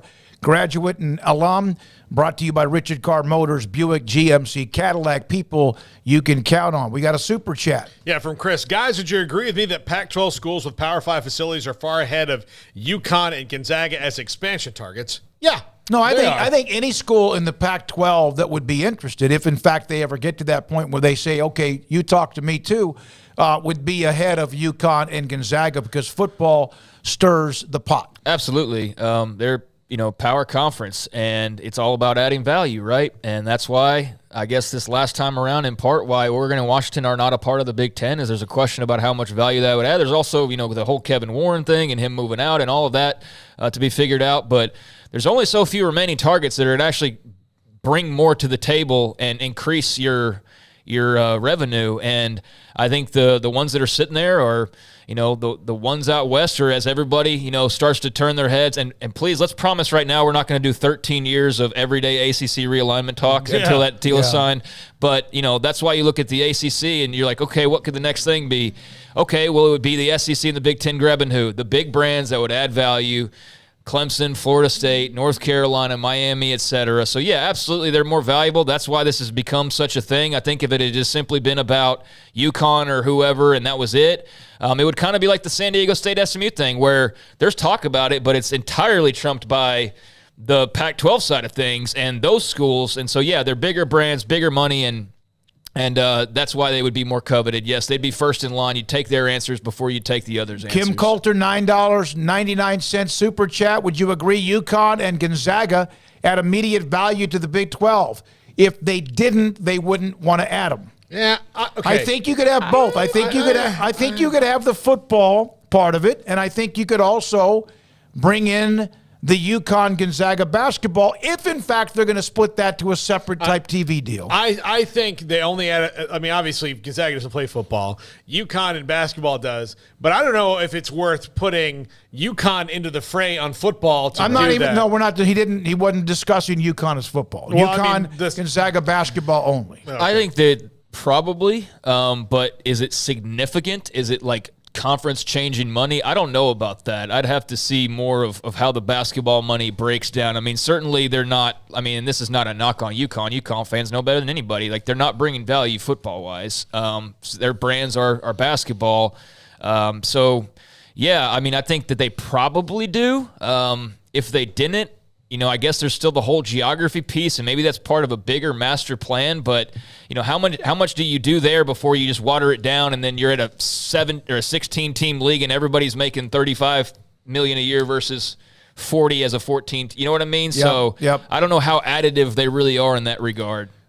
We will come back. John Machota, theathletic.com, and the Cowboys are having, what are they, Paul? OTAs, mini camps, what are they? Yeah. Mini camp. Chantel McCabe on Rory McIlroy. I know you and many other golfers were offered substantial amounts of money to join LIV. McIlroy's response, I was never offered any money. This is 365 Sports. Richard Carr, Buick, GMC, Cadillac, they are the people that you can count on. Ranked number one overall brand right now. They've got some pretty good new vehicle quality, as ranked by J.D. Powers, with a lineup of Buicks, luxury SUVs without the luxury prices. Right now, you can experience the quiet escape, the premium drive of the Buicks on a test drive today at Richard Carr. Right now, you can save $3,000, for example, on the 2023 Buick Enclave. Plus, well-qualified buyers can get 2.9% financing, no payments for 90 days. That's just one of the offerings from the Buick lineup. You can contact the dealership, head on over there, give them a phone call, send them an email, get more information on the full array of Buicks. But that's one of their new car offerings. They've also got the most advanced and luxurious pickups in their class. They got the astonishingly advanced 1500 Sierra Crew Cab. You step right up to the dealership or walk into the dealership and check out the new 1500 Sierra Crew Cabs, and meanwhile save $3,500 at Richard Carr on those trucks. Plus, well-qualified buyers can get special financing, no payments for 90 days on most new 23 GMC Sierra 1500s in stock. Again, see dealer for details on that front. But if you're not looking to buy new, and those are just some of their new offerings, they've also got the quality pre-owned cars and trucks as well all over the lot, many of them under $20,000. Thoroughly inspected, affordable, and ready to finance if you're looking to get into a pre-owned vehicle, and ready to finance for almost any credit rating as well. So that's not as much of a deterrent as you may think that it is. Again, just contact the good folks over at Richard Carr, and they will help walk you through that process. And if you're just looking to drive the car or truck or SUV that you've been in for a while, or even a short amount of time for a while longer, well, then head on over to their award-winning service department, which is standing by to keep you on the road and keep you safe and sound and confident in the way that your vehicle is operating. For 24 years in Central Texas. And again, you can set an appointment and check out all the other offers and things that I mentioned by going over to the website. But check out the business that's been in business for over 24 years in Central Texas, run by proud Central Texans, a company that's built a reputation as the people that you can count on for your automotive needs. Log on to richardcarr.com today. Call now or go see them now off Highway 6 at the Imperial exit. pizza, burgers, and Bears football. There's no place around Waco that serves them all other than Bubba's 33. Come show your green and gold and enjoy some of Waco's best food and beverages while watching your favorite team, the Bears. When real Bears fans get hungry, Bubba's 33 is the #1 spot for ice-cold drinks, hand-stretched, stone-baked pizzas, and bacon-infused burgers. Join us for indoor or patio dining. Bubba's 33, Waco's restaurant and proud supporter of Baylor Bears football. Sick 'em, Bears. The future's bright. The time is now. College is what you make it. It's a late-night pizza run and all-nighters coding a new project. It's having big dreams and making them a reality. It's a professor who knows your name and your story. It's preparation for your future, your calling, your life. And at Baylor, it's even more. Baylor, where lights shine bright. Where is the best beef in Texas? Your house. When you order from Texas Beef House. Samantha Duvall is in charge of marketing and also distribution. Memorial Day, right around the corner, 4th of July. What are some of the best opportunities for people if they want to order online and maybe get a bundle when they have those holidays in front of them? TexasBeefHouse.com. You can order. We've got plenty of family bundles. Probably our most bestseller is our sampler pack. That gives you a variety of our jalapeno and cheese patties, our regular patties, ground beef, our garlic link summer sausage. Right now, all of our family bundles are on sale. It's the best time to buy it. You can buy steaks individually. All of our steaks come 2 to a package. We ship Monday through Wednesday. So make sure you get your orders in early. That way you can get them almost the next day. The owner, Aaron Duvall, his daughter-in-law, Samantha Duvall, head of marketing and distribution, unleash the flavor of Texas raised Wagyu. From our pasture to your plate, TexasBeefHouse.com. At Ideal MRI, we feel blessed to be a part of the Waco community. We're a small family business right here in Central Texas, and our goal is to bring down the cost of healthcare while maintaining high quality. At times like this, the cost of healthcare has never been more important, and unfortunately, significant illnesses and injuries still occur. That's why Ideal MRI is open and here to serve you through the difficult time. We offer premium MRIs just like a hospital with state-of-the-art technology and specialists, but you'll pay less.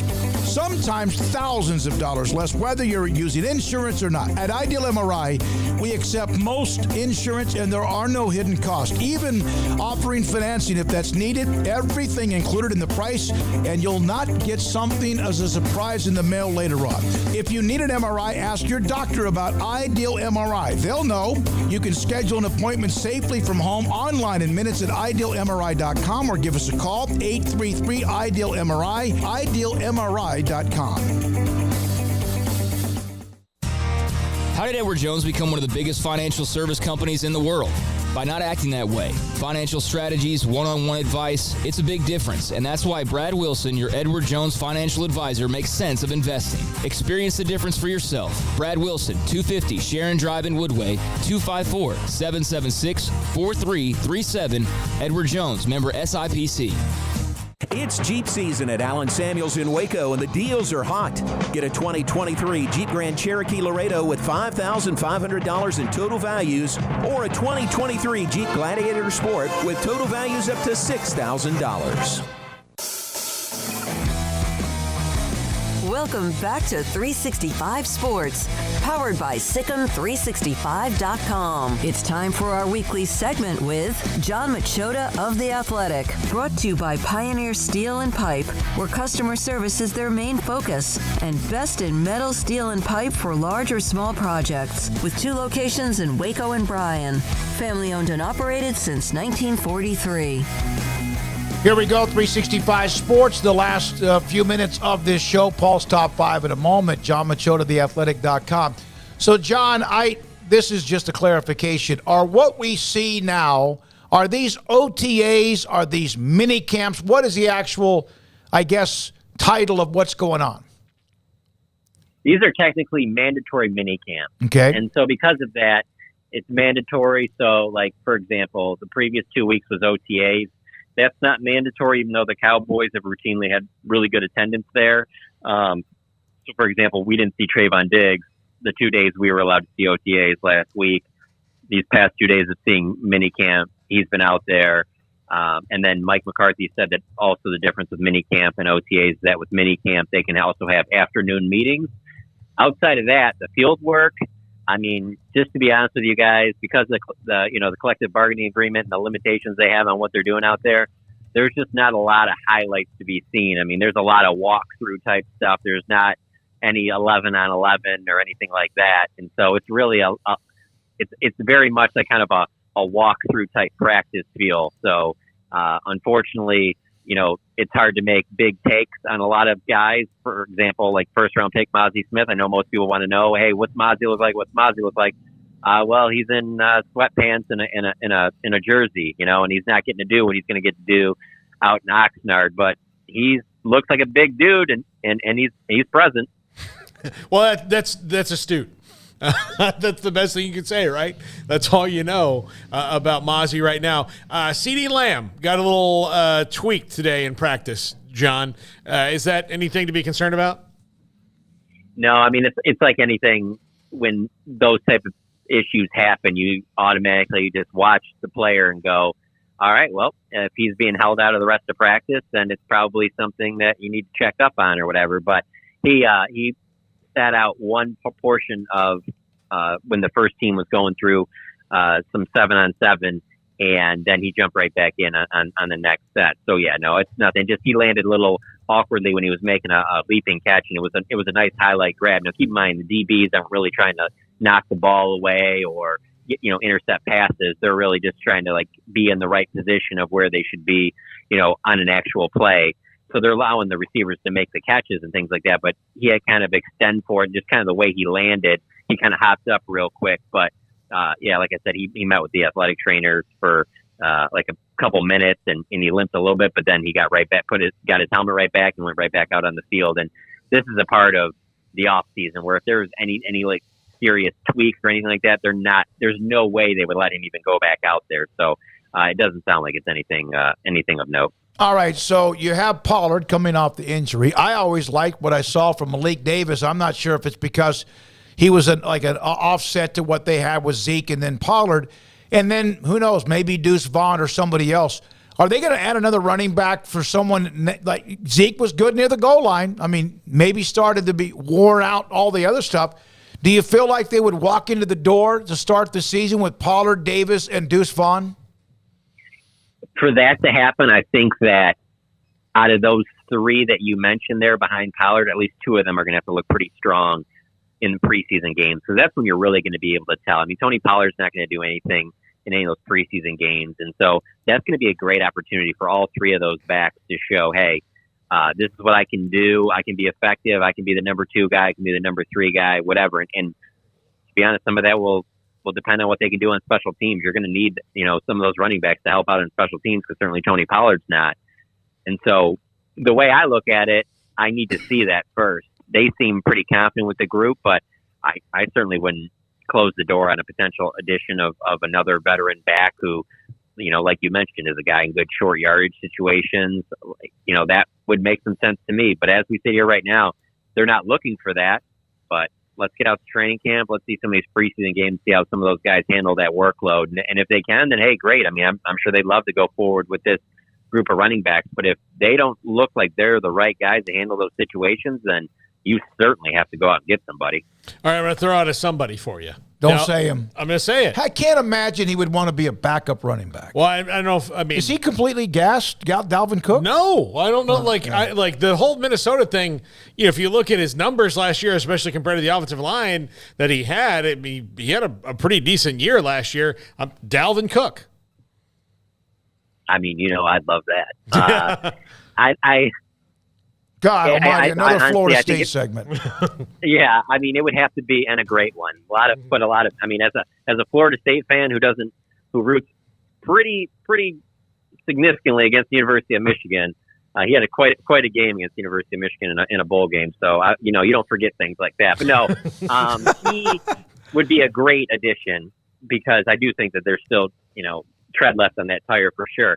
The only thing that makes me kind of think that won't is because I think he could probably get offered something better from another team that probably needs his services a little bit more. A team that, doesn't even have a Tony Pollard, when I think of the Cowboys going, I think of Leonard Fournette, somebody that they probably aren't going to have to play for that much.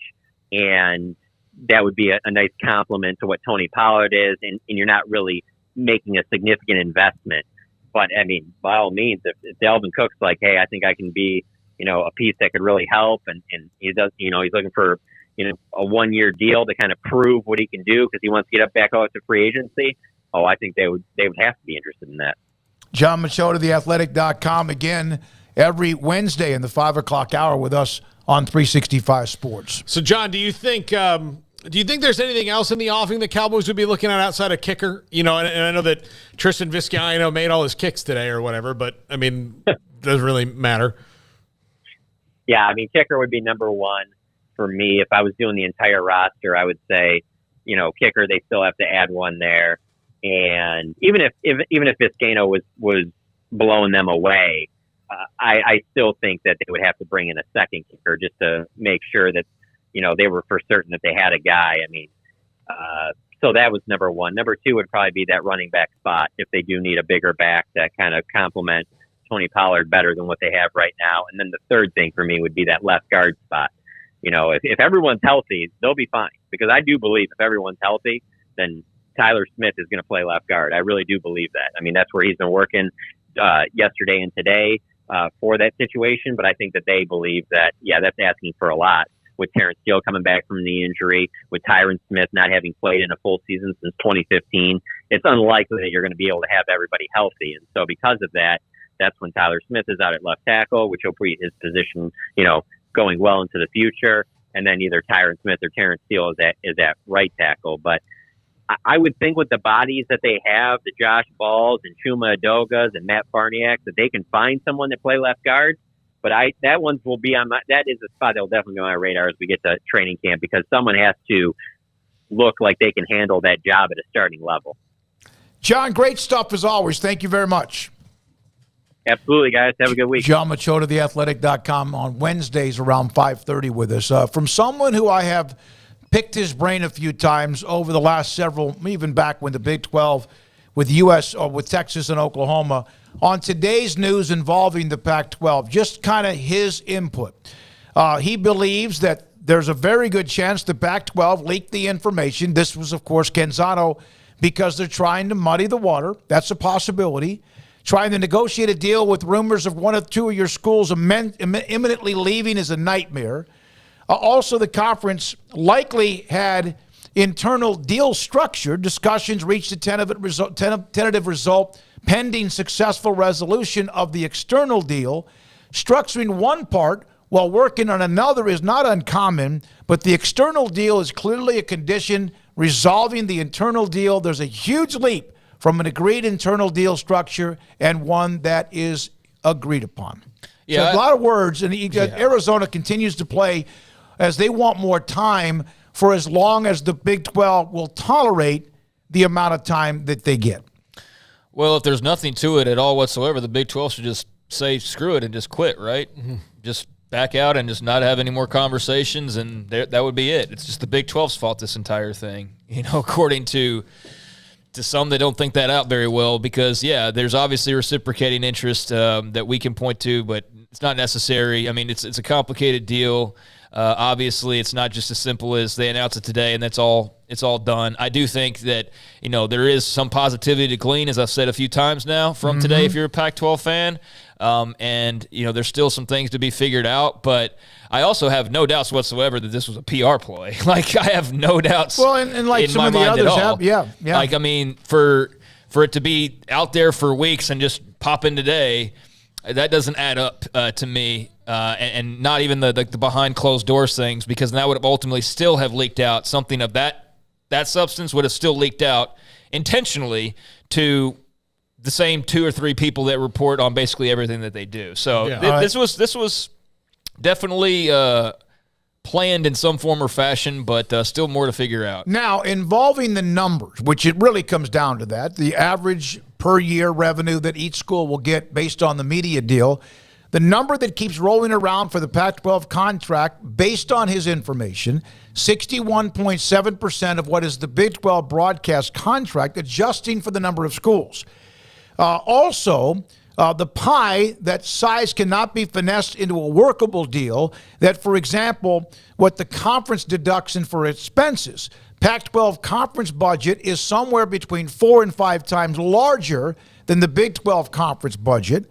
The net payout for the Pac-12 thus reduced further, and other revenue sources smaller. One of my notes, it estimates at the end of the day the gap between the Big 12 and Pac-12, based on just knowledge and research, data, and also sources, is about 14.8% on the high end and 13.4% annually on the low end, less. So, and obviously that will lead to whatever is the final result, you would think.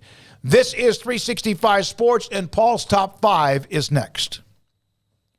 Alan Samuels, Dodge Chrysler Jeep Ram Fiat, Loop 340 east of 84 in Waco. And I received today from Lexi and also from Ted Teague at Alan Samuels the newest information when it comes to what they have going on for the month of July. For example, June. Dodge season, major deals on the Hot Wheels this month, including legendary 2023 Dodge Challenger, Dodge Charger SXT, the GT, or the RT. Total value is up to $2,000. That's right, $2,000. And also, first responders get an extra $500 available if, in fact, you buy at Alan Samuels. Also, what they have for the greatness of Ram, which is great, constantly honored. The greatest selection of new inventory. Save big on a Ram trucks. 10% off MSRP on a new 2023 Ram 1500 Lone Star Crew Cab.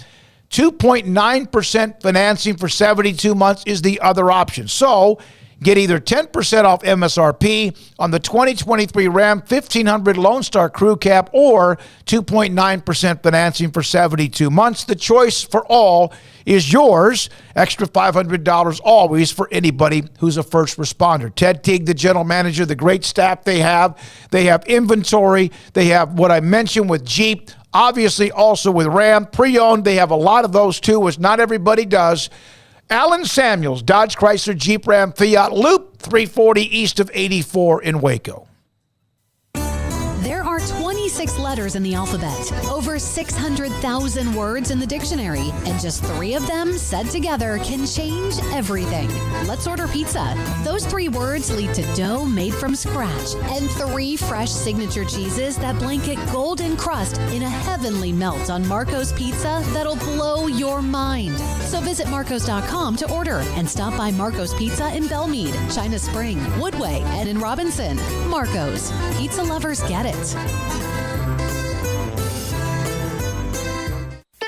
Don's Humidor, your home with a 48-foot walk-in humidor with the elite cigar brands from around the world, including the #1 cigar of the year, Aging Room Cuatro Nicaragua. Plus, they have the great brands like Macanudo and Artur Fuente, Rocky Patel, Aston, and so much more. CBD, great for sore muscles, aches and pains, sleep, Vita Dreams, and anxiety, mild depression, general health and wellness. Their staff very knowledgeable on the subject. If anyone is curious about CBD, ask Carol and Ashley. Don's Humidor in the Townwest Shopping Center off Valley Mills in Waco. Automatic Chef Canteen is a full-service micro-market vending and office coffee provider with state-of-the-art vending equipment, a wide variety of products, and offering custom-fitted micro-market vending office coffee solutions for your employee break room. You want a full break room solution and a workplace oasis? Well, Automatic Chef Canteen, locally owned and operated for over 50 years in Central Texas, also includes in-house mechanics on call 24/7 for fast, reliable service and maintenance. Automatic Chef Canteen, 6900 Imperial Drive in Waco, or online at automaticchefcanteen.com. Boozers is the wedding ring store and more. If you're ready to get engaged or already married and want to upgrade your wife's ring for a special anniversary, Boozers is the place to go. With the largest selection of premier quality diamond engagement rings and wedding rings in Central Texas. They have 7 cases with over 300 styles of rings from top designers like Natalie Kay. Choose from yellow, white, or rose gold, plus beautiful top quality loose diamonds. With an in-house jewelry, they can also custom make anything you want. Bring in a picture or drawing and let Boozers Boozers create your one-of-a-kind pendant or ring. They can even use some of your old gold and diamond jewelry to create something new. At Boozers, you'll find a great selection of quality timepieces, and Boozers is the place for expert watch maintenance and repairs too. They specialize in expert Rolex watch repair for fine jewelry, watches, custom work, and more. Go to Boozers on Valley Mills and Lake Air Drive in Waco. Boozers, the wedding ring store and more. Riverbend Liquor and Wine, Lakeshore Drive, North 19th Street, right behind the bank, is a hidden gem in Waco. If you're a fan of bourbon, especially local Texas bourbons, that's where you gotta go. Balcones, TX, Devil's River, whatever it is, they've got it. Riverbend Liquor and Wine, plus the best selection of craft beers in Waco, seasonally churned out throughout the year, whether it's spring, summer, fall, or winter. Riverbend Liquor and Wine, best selection of craft beers, a speedy drive-through window, and excellent customer service. Find out more on Instagram or just go by and see them. Lakeshore Drive at North 19th Street behind the bank. One size fits all. That may be all right for an adjustable belt or cheap sunglasses, but when it comes to your financials, no one wants a one-size-fits-all strategy. Ben Erlinson, your Edward Jones financial advisor, knows that his most important goals are yours. That's why he takes the time to understand your needs, knowing you. That's how Edward Jones makes sense of investing. Ben Erlinson, 100 North 6th Street in Waco, 254-759-8533. Edward Jones, member SIPC. It's time for Paul Catalina's Top 5, brought to you by Texas Beef House. Where's the best beef in Texas? Your house when you order from Texas Beef House. Unleash the flavor of Texas-raised Wagyu. From our pasture to your plate, TexasBeefHouse.com. Top 5 coaches whose honeymoon is over. Tomorrow will be top 5 divorces. So this is like the pre-phase. And then Friday will be something uplifting. We haven't decided yet. The committee hasn't gotten together on that. Emery's supposed to be he's my emissary of happy news. So we'll have to work with that. So when do you come back from your honeymoon and all that? I'll be back on the 20th. He's on the air Monday the 20, whatever that Monday is. I'm just wondering when we're going to start the pregnancy-related top 5s or the baby top 5s and all that. I was mad enough at you yesterday. Now these are fighting words. No, we're gonna do this one step at a time. Have you guys thought about that? Seriously, is that even? Yeah, look. I have to talk about it. I mean, again, they're getting engaged. You'd hope so. It's not your decision, but yet it is. It's not like I'm 50% of it, but I'm really not. So Oh no, you're not having them without you. Yeah, I know. But again, all right. My top 5 babies in college football. My part is the simplest of the whole thing. Really, not true. I mean, that's you cannot have a match. You cannot have a fire unless you have strike a match or something like that. Also, the easiest part of starting the fire. Yeah. Absolutely. Can we please, God, move on for your sake? Yeah. Top 5 coaches whose honeymoon is over. Number 5, Justin Wilcox at Cal. Cal, they've got academic department debt and all this stuff, and I don't know how much, but it's just they need some excitement and things to go on with their program. I don't know what the future is here, but he's in the tier of that program has become so blah, and I don't know if it's totally his fault or the athletic direction of the university or whatever, but Cal is just in the category right now, and they've had a good history in the past, but really they need some juice, especially when you look at the 2 schools that are leaving, USC and UCLA, getting some juice. Stanford doesn't have any. They just hired a new coach. So maybe Cal's the next one, but I think it's certainly over for Justin Wilcox at Berkeley. Yeah, I mean, and look, I know that people can respond with School A. They can say it about Baylor since we cover them mostly or whoever. But, man, if Cal wasn't brought up on occasion, I would probably never think about them in any way, shape, or form. No, I was going to say that, Craig. It's nothing against them because they've got some hellacious players that have played in the pros, including Aaron Rodgers, Marshawn Lynch, et cetera, but I sometimes they're lost in the show. Yeah, they're just kind of there. And they're like, oh, yeah, Cal. Oh, that's right. And, Sonny Dykes had a fine run there. And obviously, he's got a pretty good thing going on at TCU. And, yeah, since then, Wilcox has had, and SMU as well, in between, obviously, up until last year at TCU. But, yeah, Wilcox has been around for a while now. They've made 2 bowl games in that span out of his 6 years at the helm now. And won one of those, which was the Red Box Bowl back in 2019. But, yeah, they've got a total of 9 wins the last 3 years. I know there's COVID in that as well. But, yeah, they're just kind of there. They're listless, and there's just, a total lack of juice right now and a lack of success to build off of. So, yeah, I definitely could see where they're kind of at a crossroads soon. Joe Kapp, the former Vikings, that passed away recently. But it's also one of those schools, unfortunately, you can say, like, other schools don't get, like, oh, I forgot about them or I forgot about it. But, like, the other part of the Cal equation is, like, how much do they even care? You know what I mean? Like, at least with some others, are like, I know that they care and they want, and, like, with them, though, there's always that question of, like, how much do they even care? I got to get somebody. Wilner covers the Pac-12, does a really good job with it.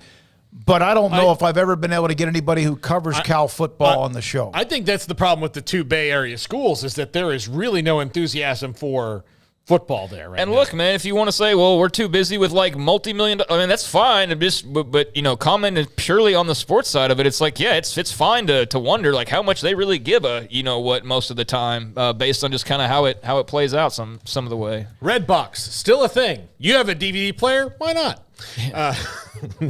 Number 4, Dino Babers. This was I would have not put him on this list in the middle of last year because they started out like a house on fire and got bowl eligible. But then Syracuse had the unfortunate situation that their schedule was so backloaded with all the tough teams they played that they finished on such a downturn. The great column in The Athletic the other day about Syracuse and, when they had McNabb and Marvin Harrison and, Paul Pasqualoni was there. They were on the cutting edge, and they're just not that now. And Dino Babers has had these brief flashes, but he's got to make a move towards consistency. And the beginning of last year was good news. The end of last year was bad news. And I think he ended right where he started after last year, which he almost came through the fire, but then, they left a room. They forgot about a room that was still smoldering. Yeah, I mean, they like you said, they got started off, pretty well. And now of all the times, trying to get that 2022 to make sure that I remain accurate on here. But yeah, I mean, came out of the gates with, 5-0, then lost to Clemson and went on a bad losing streak and then, lost the bowl game there at the end. But yeah, I mean, thankfully for them, they got off to a pretty nice start. They were good at home, but were mid in the actual conference play. And, just kind of sputtered to the finish line, if anything. But yeah, Dino's, he's a good coach, but I don't know how good he is. You know what I mean? Like he's obviously, he knows what he's doing. But I feel like he's kind of had some time there at Syracuse now at this point. So if they were looking to, spice things up, you certainly wouldn't be shocked by that. Number 3, and this is in the dumb phase of this, but based on what you hear from Ohio State fans, because he's lost to Michigan twice in a row, Ryan Day, they're mad at Ryan Day. They're mad that Ryan Day's name comes up in NFL searches. They're mad about his beard, all these things, because he didn't beat Michigan twice, and that's about to be way less relevant because of the 12-team playoff. Because no, it's not. Absolutely disagree with you. Well, relevant in the grand scheme of making the playoff. But losing to Michigan is never acceptable, even if you're in the playoff. I know what you meant, but I just want to make sure we clarify I do think that. They need to give him a little bit more of a bubble to ride the wave out. Now, look, if he goes 0-4 against Michigan in the first 4 years, then that's probably a thing that they need to So he's never beaten Michigan? No, he's 0-2. All right, but if he goes 0-3, there may not be a need for 0-4. I get it. Yeah. But look, he is one of the best recruiters in the country. He's killing it with wide receivers and quarterbacks and running backs and all of that. Their defense, yes, needs to get better. It has slipped off since Urban Meyer left the program. But the bottom line is this is a guy who would have another job, and maybe another job is better for him in a heartbeat if he left Ohio State. I got to go back to Syracuse. I talk about accuracy, and then I missed the count by one. They were 6-0 and finished 7-6. Yeah. They were 6-0 and finished 7-6. I thought it was 5-0 when they started. But, yeah, 6-0. They went 1-6 down the stretch, including losing the bowl game. They've had 2 winning seasons since he's been there, including last year. I would have thought they'd been in 3 or 4, but that's interesting. No. Kind of has a Philip Montgomery Tulsa kind of thing, shade where to you've it, been around a while, and it's just kind of Yeah. Anyways, Ryan, this is like just a whole nother level of like crazy that I kind of find hard to comprehend because he's an excellent coach. I understand there's things here and there that Ohio State fans don't like or wish was better and all of that, but only at places like Ohio State would they, and I don't know about like, you know how it is in college towns where like then you know more about these guys or you hear more about these guys and all of that, and you hear like maybe like you hear about like Mike Leach, like maybe he drinks a little bit too much, or maybe that like there's little things here and there that just like rumor mill, small town stuff. I don't know if there's anything like that with Ryan Day, is my point. So just on the surface, from somebody as an outsider looking at all of their success and the fact that okay, you've lost to Michigan now and they're having success, it still just boggles my mind that there seems to be like a pretty significant portion of fans who are like nearing the fed up level, if not there already. And just knowing that there's 125 programs out there, or whatever the actual number would be, that would trade in 2 seconds for a Ryan Day. Probably less than that, but still, yeah, it's kind of crazy. The only guy doing better with quarterbacks right now is Lincoln Riley. Right. And so that's something to look at if you're an Ohio State fan. Number 2. Out of the 131 teams in college football, how many? Way less than 120, whatever I said, yeah. How many, if he got fired today, how many of them would want him tomorrow? 115 of them? Like, how many schools are like not going to Alabama, not going to USC? Texas, they got to see how Sarkisian works out. Maybe 90. Like 100 of them probably would. Yeah, I mean, I think there's probably like a good 15, 20 coaches that are pretty good in their spots right now that you wouldn't need that. You wouldn't need to do that or want to do that necessarily. But, yeah, probably like 100 schools that would say, yeah, sure, we'll take Ryan Day. Okay. Yeah. Okay. Yeah, I mean, like Arkansas tomorrow. I mean, like they might like Sam Pittman a lot, but Ryan Day's kind of a different level, Yep. And maybe more than that, and maybe less than that because, okay, TCU wouldn't need him. Yeah. I think Baylor would want him right now with Aranda. Texas Tech doesn't want him because of Joey McGuire. So you could go down and climb in at K-State. Like, they don't want him. Leipold to Kansas. So maybe it's actually far less, but yeah, he would be desirable, to say the least. Absolutely. Sure. Number 2, Neil Brown. Oh, Paxton has Neil Brown among his top 2. Yeah, Neil Brown, number 2. And it's just never clicked for him there. And I know that Ren Baker doesn't want to have to fire a head coach. It's a really difficult thing to have to do no matter what.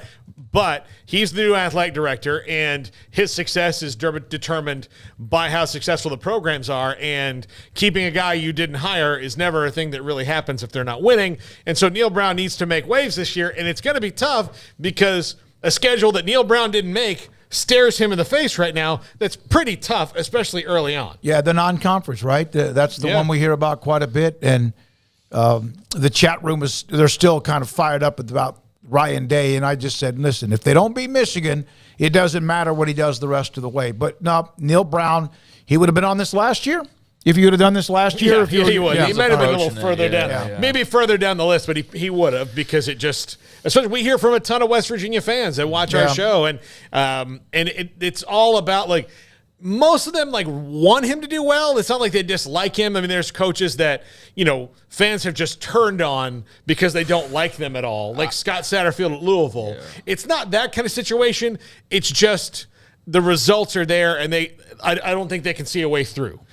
Yeah, I think they feel like they've kind of seen, like, you give guys time to grow and, evolve and all of that, but they've kind of given them that time now. And so there's a feeling of like, where are the results? Like, where are the actual results? And then you look at their schedule and you go, where is the bowl possibility in this thing for this year? If they're anywhere close to the team they were last year. Now, if they're significantly better and, Garrett Green and Nico Marchiol are able to, like, one of them emerges or both of them, however they come about being, like, way better and winning games and all that, it's just it's hard to see right now because they do have they start off, it's brutal. They play all 4 of the new schools, but, like, those aren't gimme wins necessarily. You still play Oklahoma. I mean, it's going to be tough for them to find those 6 wins, I think. But yeah, he's definitely at a crossroads this year. There's no question. It's got to be a weird spot to be in, but that's part of the job. Number 1, this should be obvious. Jimbo Fisher. Your father is right now Going to have a contact conversation with you from the big high sky. No, I can tell you exactly what he would think about Jimbo Fisher right now. Yeah. He'd be done at with the him. front of the line. Yeah. And So this is honeymoon over, right? yeah, the honeymoon over. No, I agree with that. Not like he's going to be fired or anything. Yeah. What about? Okay, go ahead. This is where you need to do some intensive therapy and see if this is something you can go forward, because that's what he's trying to do in a strange way by bringing in Bobby Petrino and giving up play calling duties. I still wonder if they have a couple of bad games or things go on that he doesn't like, or Somebody that who A&M's got they got heavy pockets, even enough that's heavy enough to handle that. Why? The question is no. I think the Jimbo stuff too. I wonder. I mean, we got to go here, but I wonder how much of it's like it's outside pressure too. It's like it's not even from inside College Station. I feel like a lot of the time it's your Texas fans or just the national media, or and I don't want to single out Texas, but that is a lot of it too, that are just stoking that flame, man. Constantly. But I know there are some that are fed up and don't feel like he's reached what they should reach. But yeah, I'm very curious about that contract and just the rope and the hires that he made and how long. Yeah, it's interesting. And if it doesn't work out for him, the buyout can still be something they negotiate so he can go coach somewhere else. I don't know if he wants to do that anymore. But I do think that West Virginia would be a possibility for him because that's where he's from. A good question. Yeah, good. But I do think that there is some up the ladder anger above Jimbo as well. What about Matt Campbell not being I don't listed? think Matt Campbell's honeymoon period's over. They love him at all. Dana Holgerson. Absolutely not. Matt Campbell's he doesn't have a lifetime deal, but he's in no danger of being honeymoon over. He's the best coach they've had in 30 years. No, they're not going to be mad about him at all. No Kirk Ferentz, because I don't think I think he's at grandpa status there. They might be frustrated, but Iowa fans have accepted that he's just going to retire when he wants to. All right. Thank you very much. We went extra, but it was worth it. Thanks to everybody. What a great day for the chat. Also, a number of viewers. And of course, we appreciate the like, subscribe. Please do if you can. Let everyone know, over 30,200 and counting. Thanks to Graham Bronstein.